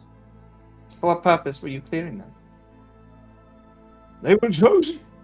They were allowed in by Aegar himself. He opened the floodgates. Plenty are swallowed by those cauldrons. How were But they? how many come back? Yes, they've made progress and they've changed things. I simply question what their motivation is. I mean, if Every Northot single gets soul primordials back, trapped in there. Every single soul who's lost their lives there. She looks at you for a moment. And she sort of looks at the rest of you and looks to see that same purity in all of your eyes. nope, it's not there. I was like, It's in mine. it might show up in like half the party. Our main purpose was to free those that were trapped within the cauldrons. And we have succeeded in this in 2 of them. I would add that I believed that it was possible that these were going to be like the Trial of Elements, where these cauldrons contained something Northot was after, and I wanted to be there to stop him if that was happening. Being able to free everybody that was trapped there was incredible. It's a bonus. I'm glad we were able to do it. I would have tried to do it, but I was most interested in being a thorn in Northot's side. I don't know if we accomplished that, or if I was right to assume that he was after something in these cauldrons. In the time that you watched him there, Northot, he showed up, got involved. Yes. Hmm. So Northot got involved, did he? Did you by any chance find anything there? Be more specific. Anything strange? Anything important? Something that didn't belong? Something magical that you could not identify? Or are you trying to talk about this, like, this staff, this key thing that we're looking for? Is that what you're talking about? Everyone in the entire area kind of narrows their eyes slightly and sort of or grins, or they all have a reaction to the key thing. Is that what they're talking about? I don't know what they're talking. Lord Iris opens his mouth. Have you found pieces of a key? We have. Do we have the? Do we have the teeth? We have the teeth, right? Remember when I asked you guys not Elbows to open grim. your mouths? We don't have the staff part of the key. We definitely don't have that because the witch lady has that. The matron beat us to the first one, and it was her who mentioned the key, and that she was trying to put together the pieces of it for some end for the people she serves. I can only assume that is Northot. But maybe I'm wrong. Perhaps she serves the council and just is a bitch for some reason. But yes, we have what you are asking about. And it will remain with us until I am convinced there is somewhere safer to put it. There's a moment where they all look at you, and then suddenly you are all surrounded by darkness, and you can hear whispers. You can see each other just fine, but they have basically closed the veil on the rest They of you. turned off their lights. Why Yeah. did they turn off the lights? That's Because rude. you told them something we didn't want them to know. Oh, okay. You just want to lie to the omnipotent Yes! beings in front of you. You think that's gonna go well? I don't think so. I Well, I mean, don't want to lie, but we can she maybe hasn't lied at all. Say, give Pretty sure they can still hear us. Let's I mean, wait until they find out that. I mean, if he's actually a god, he should already know anyway. Suddenly, everything comes back into focus. You can see the lights again, the pools of light coming down on each individual, and as they sit there, looking at each of you curiously. Sorry about that. We needed to converse with one another. More secrets. Well, just a quick decision was made. We wanted to seem more unanimous, but turns out there was little to discuss. If you can prove that you have pieces of the key hidden within the cauldrons, we have much to discuss. And it is fairly certain that you will be immediately appointed and verified should you produce these keys. Well, that's good then, because the question I had for all of you was what the fuck to do in the next cauldron. And she will reach into her bag of holding and take out the teeth. They all sort of shift for a second, except Lord Iris, who just sits there dispassionately. With you can see there's a small. Because frankly, I am Smirk on his face. sick and tired of chasing down Northot and fighting Northot and feeling like I am the only one who cares about what he's up to or knows that he's even up to anything. And if somebody can just tell me what to do with this fucking thing. I also want to know if this was supposed to be a thing that doesn't exist. Yeah, like primordials don't exist. You see that the air Ginny starts looking back and forth at each of them, and he says, "I still want an explanation."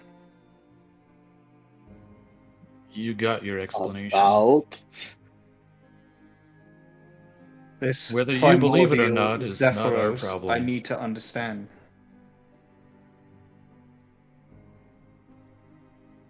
why? Not like we can introduce you to him. I mean, if the Northot gets Zephyros, that's really bad, right? You see, there's Like, this you know, moment like of world's sorrow ending. and He panic was- and pain look on his face as he's actually saying this. This buff individual who's looked stern this whole time, his face is actually looking pained. Zephyros, there was some kind of mention, the first breath. Does that not ring a bell? I had this working theory that each of the primordial elements represented some part. A breath, a heartbeat, or something, a pulse. That if Northot could put them together, that is what the dreamer needed. But I am working completely in the dark. And what I'm saying might sound horribly stupid to people who know more than I do.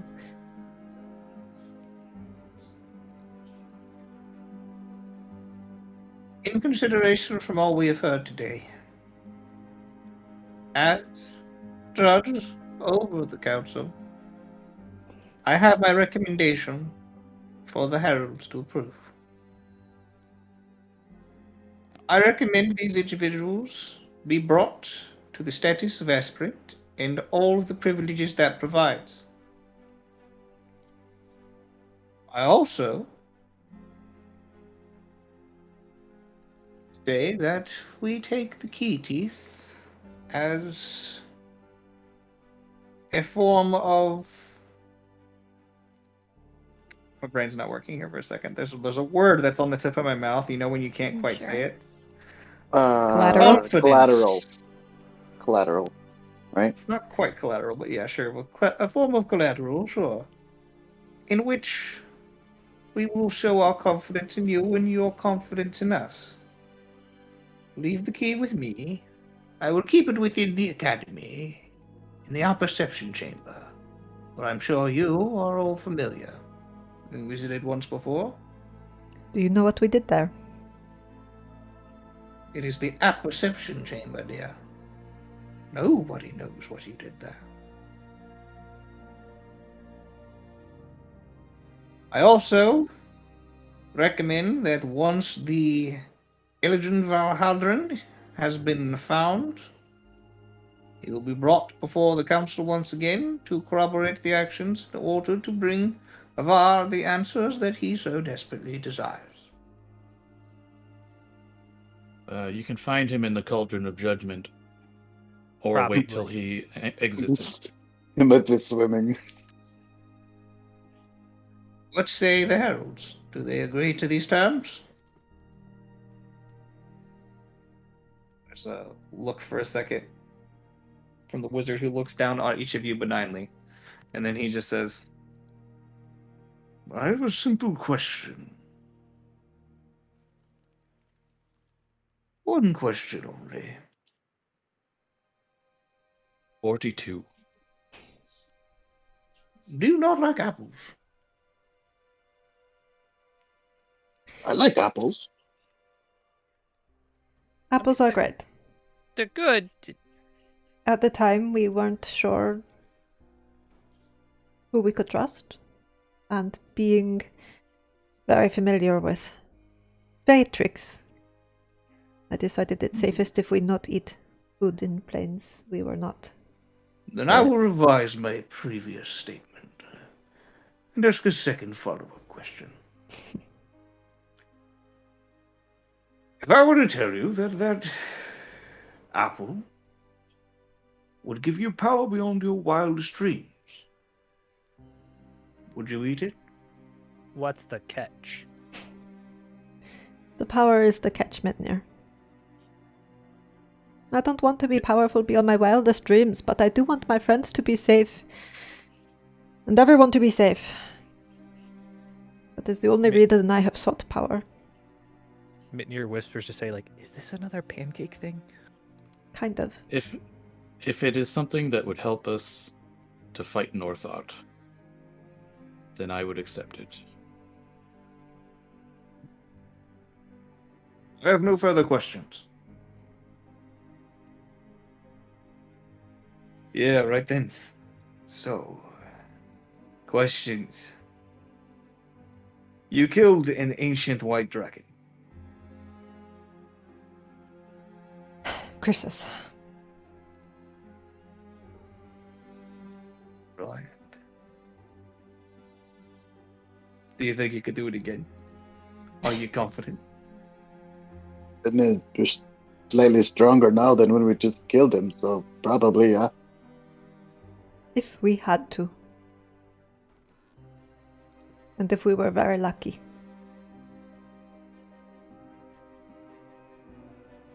Without a doubt. Is there an ancient white dragon you would like killed? I mean, Sometimes you can just get the feel for how strong people are. The simplest of questions. Some of you are more confident than others, and some of you are more dead than others. And you actually feel a blade move gently across your neck. Who? Which one of us? All of you. All of us.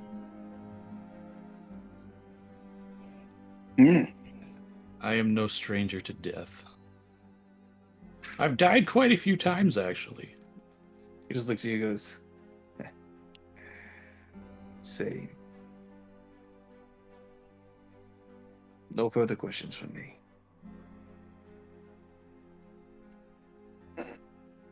Well, I, for one, believe that this is simple. They have shown their resourcefulness, they have shown prowess, they have grown quickly, and they have proven themselves useful. And whether or not they are meant for these roles, they have made their way into the thick of it. So, I say yay.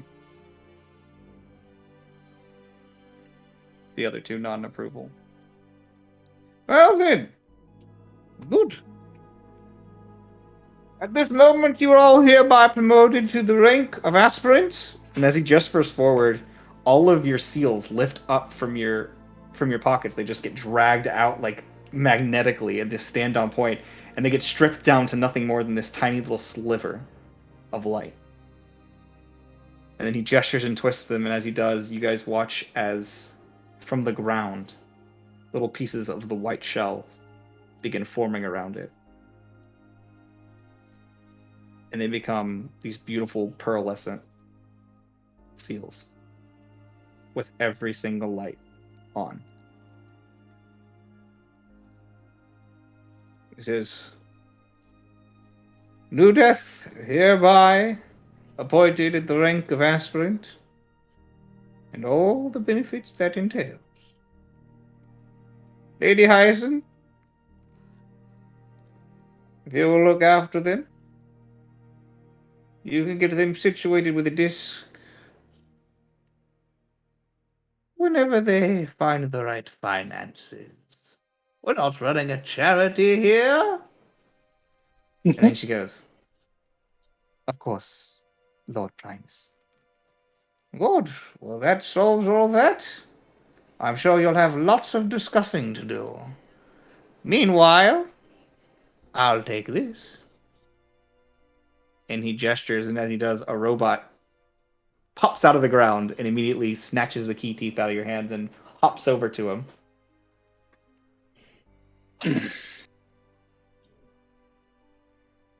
And as he's sorry, as the robot's hopping by and he grabs the teeth and begins hopping by, he hands it to him and he goes, and he turns and he looks and he sees Orin and he sees the rest of you and he goes,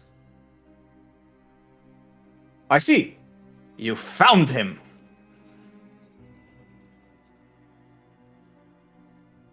Sorry, that one was for me. He was in the Trial of the Elements. I'm so glad. I did my very best, you see, but I just couldn't find him. Sorry for my late report. And then he zips back into the ground.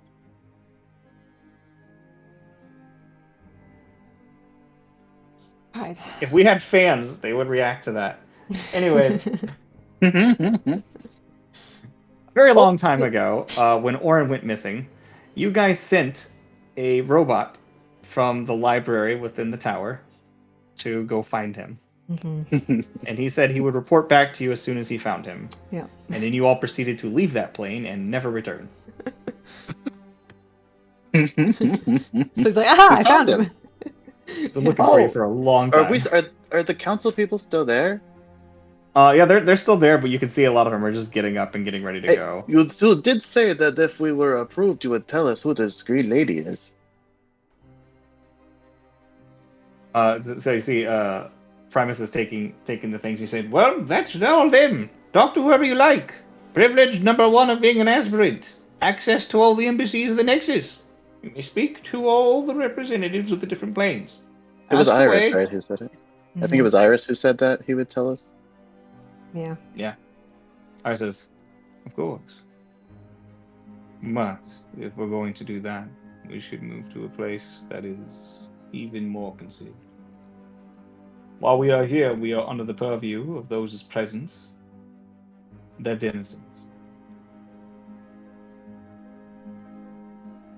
Shadow of each that applies here when their light is on, they are viewed by many interested parties that share the same beliefs and the same origin."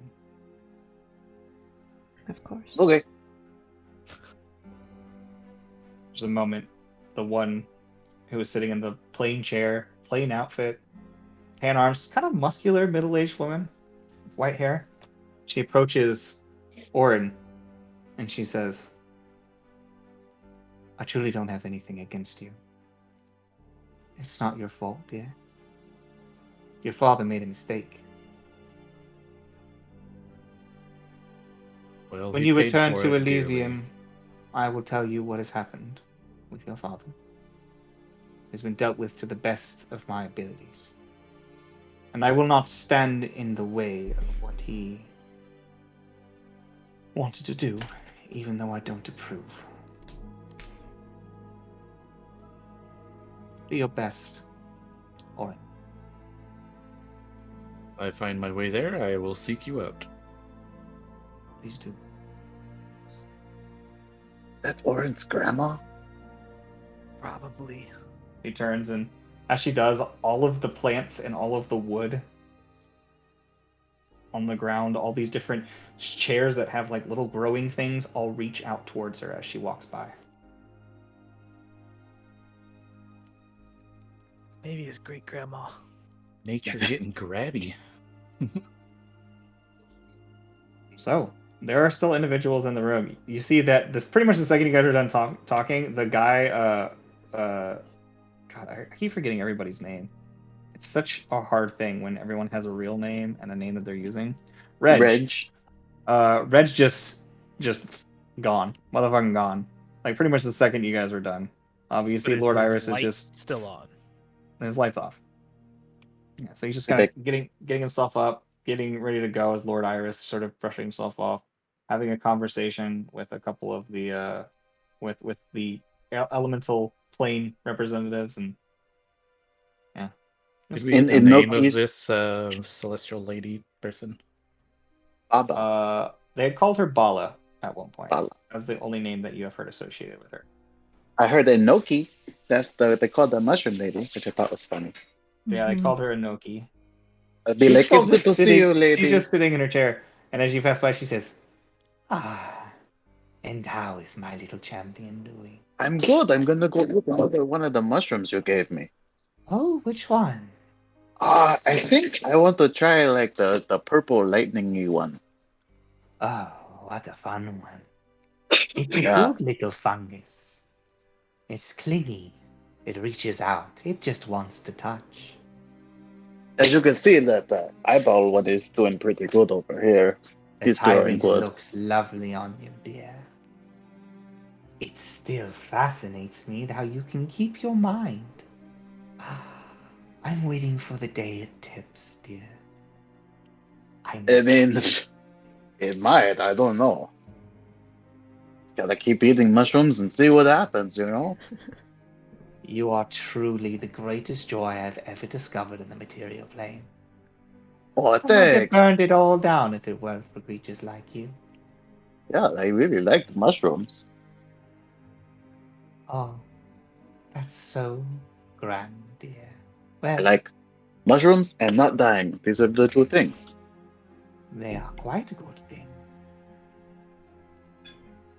She's just like staring, not even at you, just examining your body, just looking you up and down, checking out your mushrooms, just marveling at this thing that she has nurtured.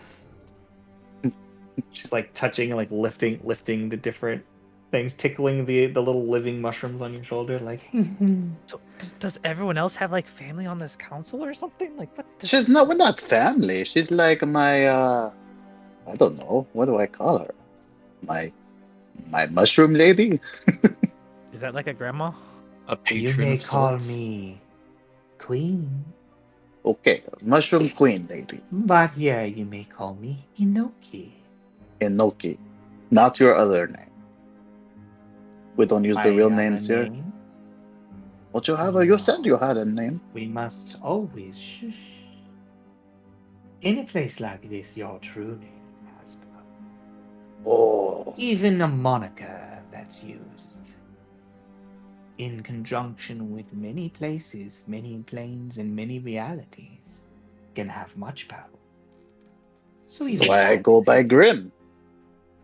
that is true, Grim. Don't Don't even know even if I know your remember. true name, do you? No, I don't. Been a long time. That's fine, Grim. One day you may discover that. Or maybe one day you'll just join my garden. Maybe you'll need a gardener. Nope. Well, okay. So let me know if you do. I dawdled for too Position long, opens up. dear. I hate staying in this place. Okay. Have fun. Travel Goodbye. safe. And she falls apart into thousands of little white mushrooms and then fades into the floor. Such a Betty, nice lady. Um, while he was doing that, you said that there were representatives from the different planes. For a couple of the Maybe. different planes that were there, the plane of air was the guy who was arguing and Uh-huh. yelling at you guys. He was the representative of the plane of air. Is he still there? Can Rob see if we Yes, talk he to was the one talking to Lord Iris. him? Okay. And his name started with a D. Right? H. Havar.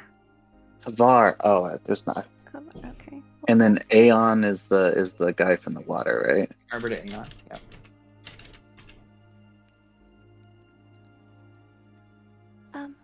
Excuse me. He looks at you, and you can see like his eyes are just like this sort of like pale blue. The irises, the cornea, all of it's just pale blue with like a dim glow from beneath it. And he just looks at you with like just it's like his eyes see you, but they don't even recognize you because he's so distraught. He says, "Yes."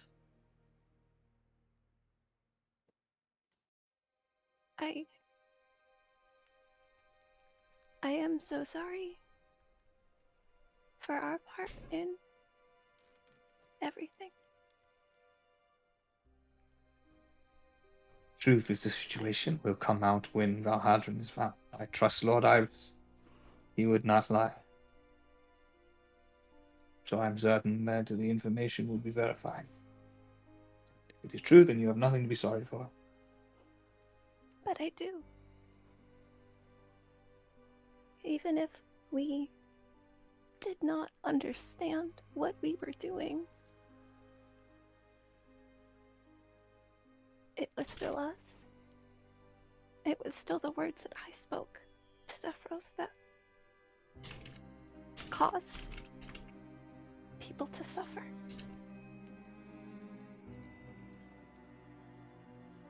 We did not take it lightly, but we did not realize the extent of the gravity.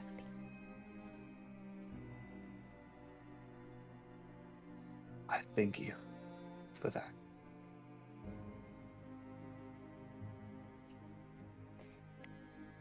You seem like good people. I have nothing against you. It's pain and loss of my people, the lack of power I felt when I couldn't hold my own home in the sky. I understand that more than you realize.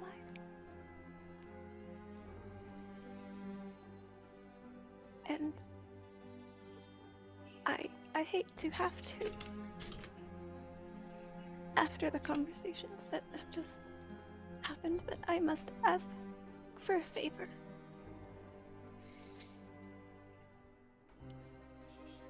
You do not have to accept, of course, but I must ask.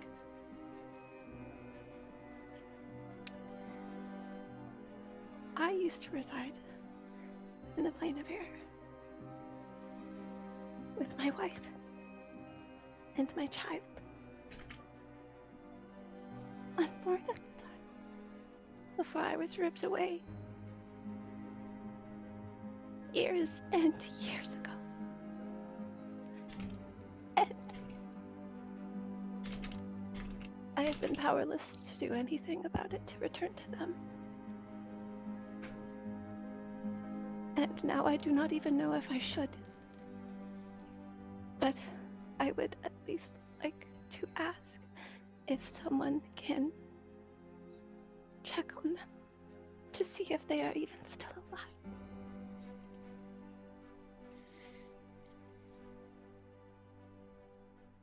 I can send out feelers from my denizens and see if anyone can check for you, but I can make no promises. I do not have the time to search my entire plane myself. I have no obligation. I have no obligation to... And he begins to storm off. And as he does, you feel breath come out as you say understand, then chases after him. And you see, as he, like a shiver goes up his spine, and he turns and he looks at you, and he's bawling. And he looks at you and he goes,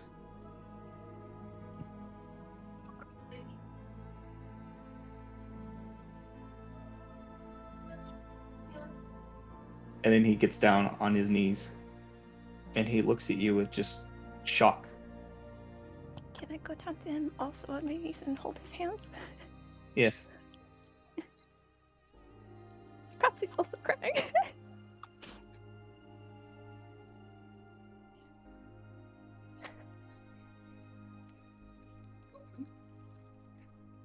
Are you in there? He's just looking so deep into your eyes. Oh God. My queen. Shh.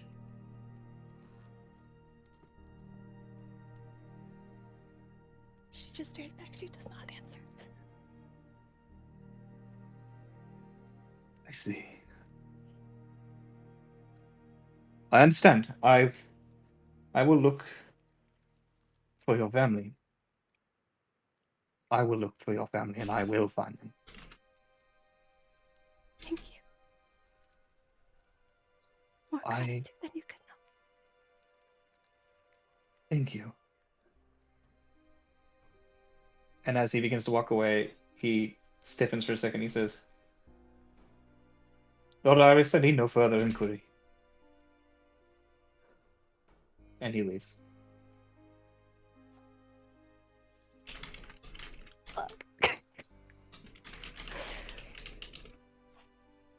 Iris looks after him. And he turns and looks at you all. Mitnir whispers some choice words as he leaves. All right.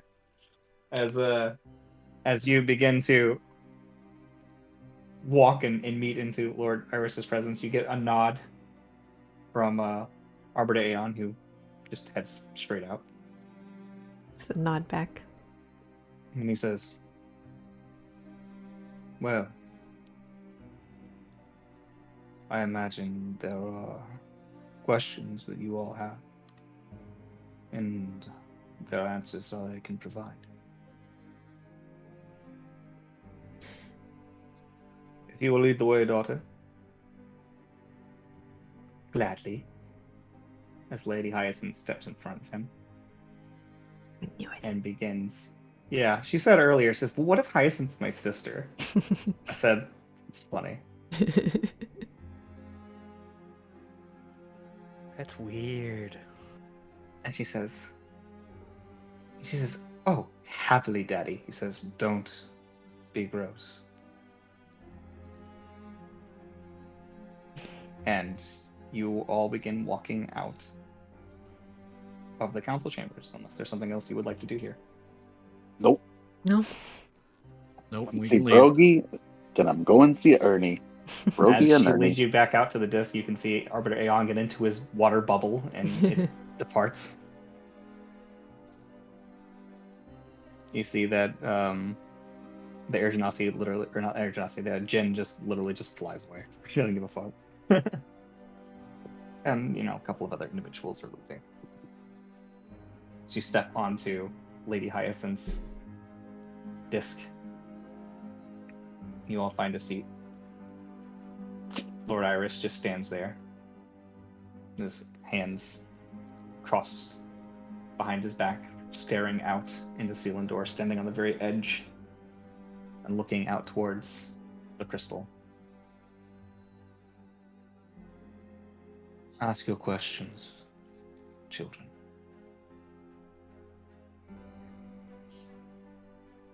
And the disc begins to move. Where do I even start? What? I only have one question. Really. Do you know anyone that can remove this Northot fracture?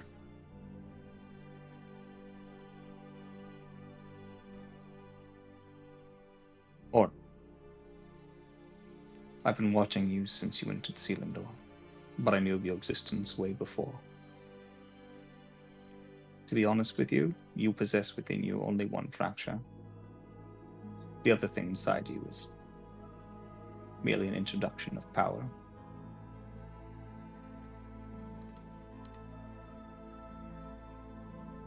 So, it can't be removed? It cannot be removed because it is part of your nature.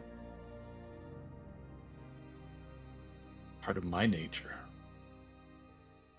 I don't know. Your about father like was that. an interesting individual. When his son died, some many times ago, eons, in fact, resting in the plains of Elysium, he retired there from Mount Celestia. It's a grief-stricken individual. The one that took him, the early days in the wars of Selindor. It's Northot. Pain and agony that he felt at that time led him to much more drive to go against the old goat than the rest of us. He took that time, your father, to find a solution, and some I believe to mend his heart. He captured a creature, one of the servants of Northot, brought its body to heal. He used it to make you, Orin, and flood into you the soul of his lost son. You cannot remove the fracture of Northot because you are a creature of Northot, bound only by the parts of the soul that he himself sacrificed to make you.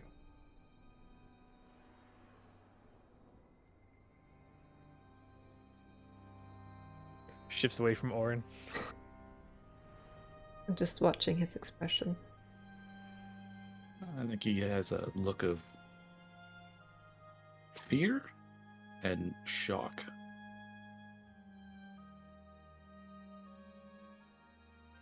And he just can't find any words right now.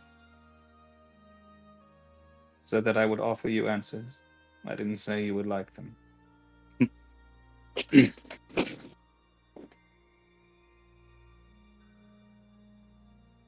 Well, since we know Seti's gonna have a bunch of questions. Who is this green lady? The lady that you speak of is a connection. is a being from the far realm. She's Yes. known as a mother. She is known as a sea, a life form that was created for the sole purpose of the birthing of monsters. A connection to many things is part of some power that I've yet to fully grasp within Northot himself. So is she Northot's mom? She's known in the tongue that I cannot speak by many names, but in the tongue that you could understand, she is known as the Star Mother.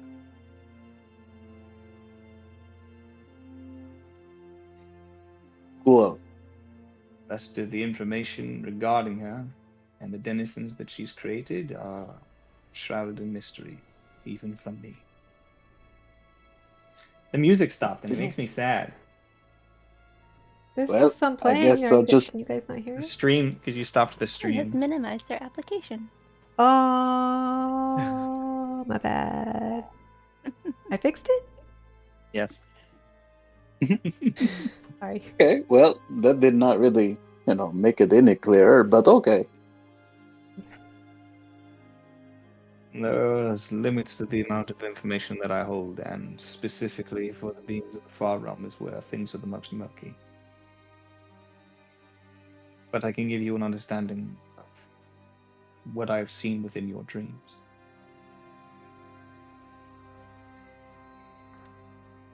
Okay.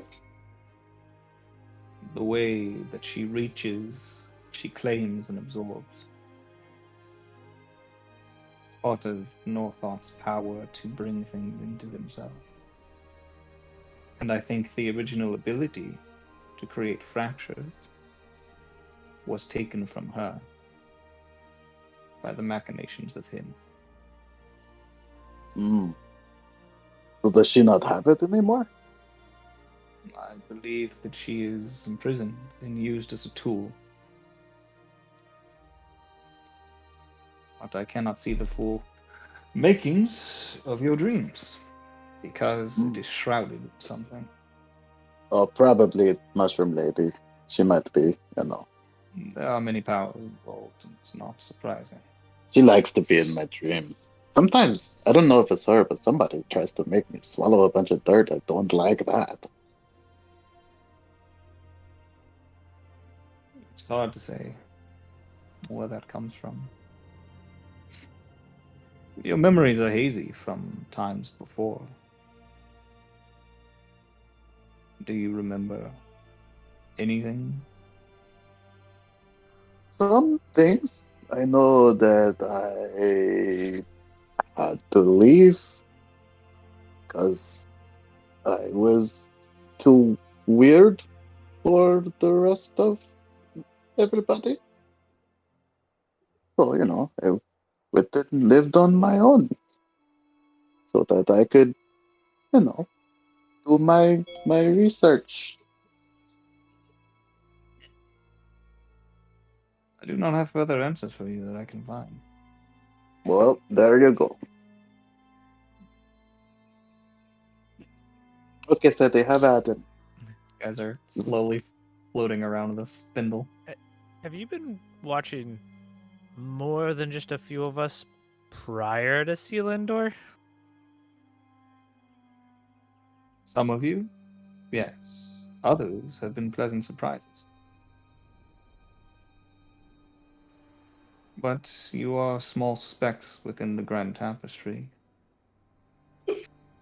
And it is only recently that you have gained such incredible force. And you have brought yourself to the very center of the weave. It's strange. Of all the hundreds of children I've sired in all the hundreds of worlds, why are you so special? I won't deny the fact that I made you in some concordance, in some small idea and aspect for a weapon against Northot. I hoped spreading my abilities around might bring forth some sort of higher mortal that could be used as a weapon or agent. The rest that have come through have been disappointing. Well, I would hate to be a disappointment.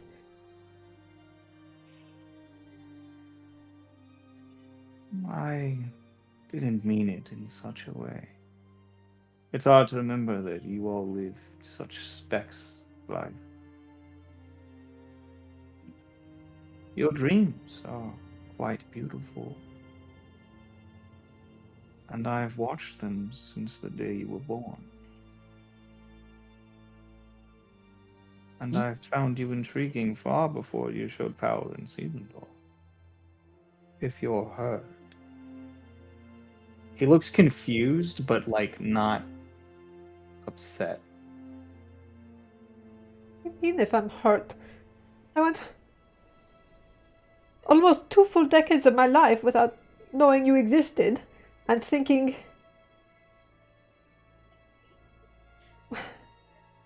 Nobody wanted me there. Nobody liked me. Nobody understood me. I felt wrong. And to find out that you've just been watching this whole time, that you found me interesting. For months now, I've just been running around terrified for my life, and getting gored through the gut by goat monsters, and watching my friends suffer, and greed disappeared out of nowhere.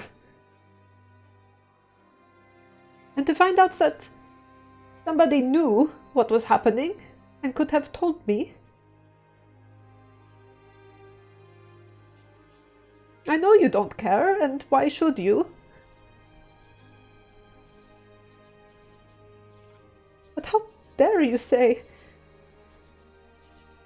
that I'm special or interesting? You've got a funny way of showing it.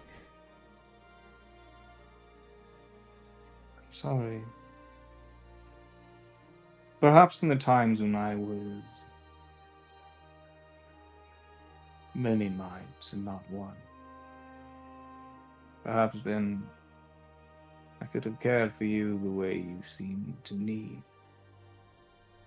But Selindor has robbed many things from many entities, and one of those things robbed from me is the ability to focus on just one thing.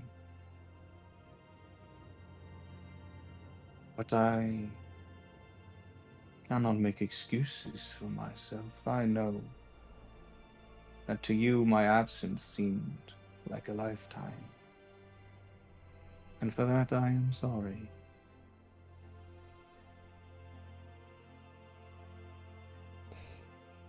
When I said that they were a disappointment, I didn't mean the facsimile of the power, what they could do for me. It meant that their impish and childish and horrid behavior disappointed me, as it was a reflection of those things in myself.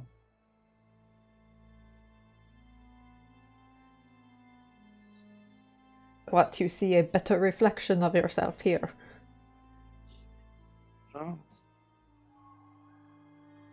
I see things I never had.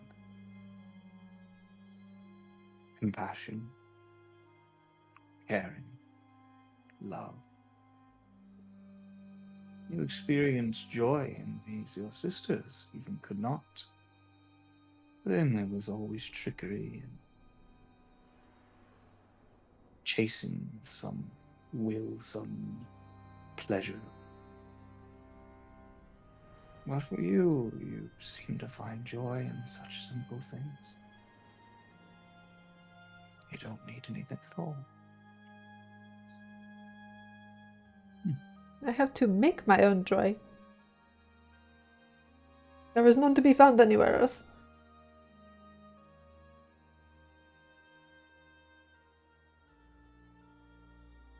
The reason I brought you here, and I put you through so much, I hope you know was not just because you are something that I saw. It's because I was worried about you.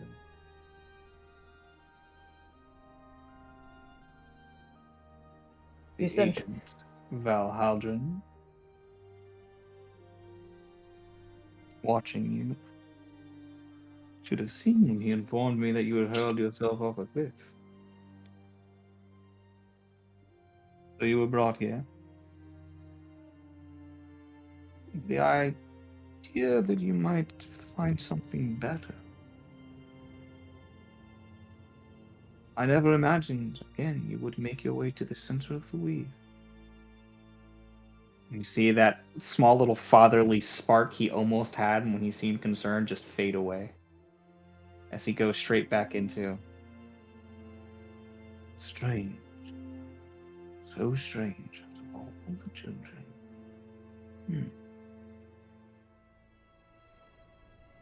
I'm sorry. Did you have questions? What's going on? I mean, what? Do we keep going? Do we go back into the last cauldron and get to the other part of the key? Do we...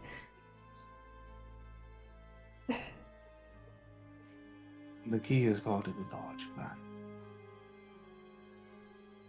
But if we are going to speak truly about it, I think that we should do so in completely close quarters. As you guys continue hovering along this area, you make dock on the ground level. And you look ahead of you as you begin walking out into the darkness. He says, we will travel to Lunar's district, if it so please you.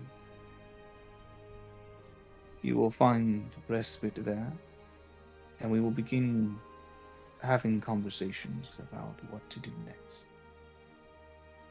However, if there are any questions you wish to ask in the Nexus, you now have access here, whenever you so wish. You may speak to the individuals who rule these worlds. Your answers can finally be found. But remember that with your title as Esplin, there are many obligations as well.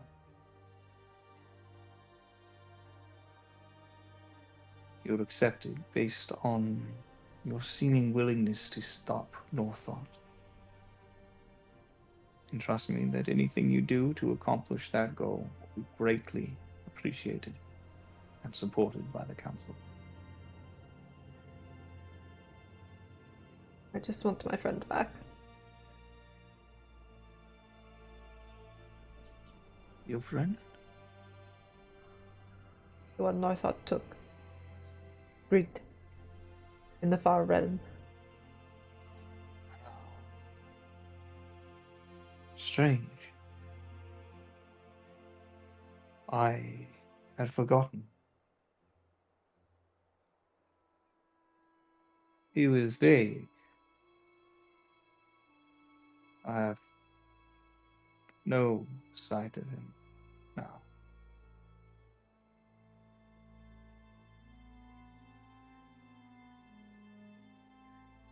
Think I can see him in the perception chamber. This is something that can be done.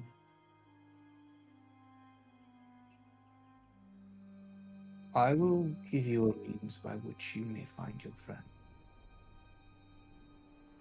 It is something I meant to give you anyways. Now is as good a time as any. He lifts up a hand and an orb starts hovering in front of you. Inside of it looks like there's a small sun surrounded by darkness. And as he gestures it forward, it peels open. And you see the gold mixed with purple light as a flower starts hovering in your face. That fracture is the answers you need. I will accept it.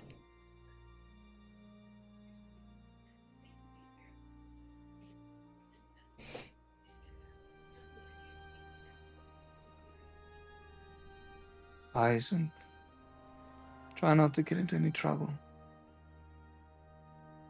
No promise. Setimera.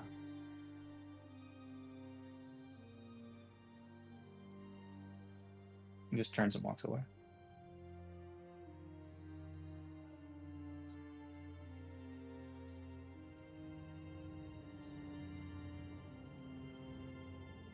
Second that the wood that was leading you guys out, now looking around, realizing that you're surrounded by this sort of strange foliage, large trees sprouting up all around you. You see that the wood closes behind as he steps back into the Nexus and leaves you outside. Cold air feels damp and heavy. And as you sit there, Hyacinth wraps her arms around you. Says, "It's okay.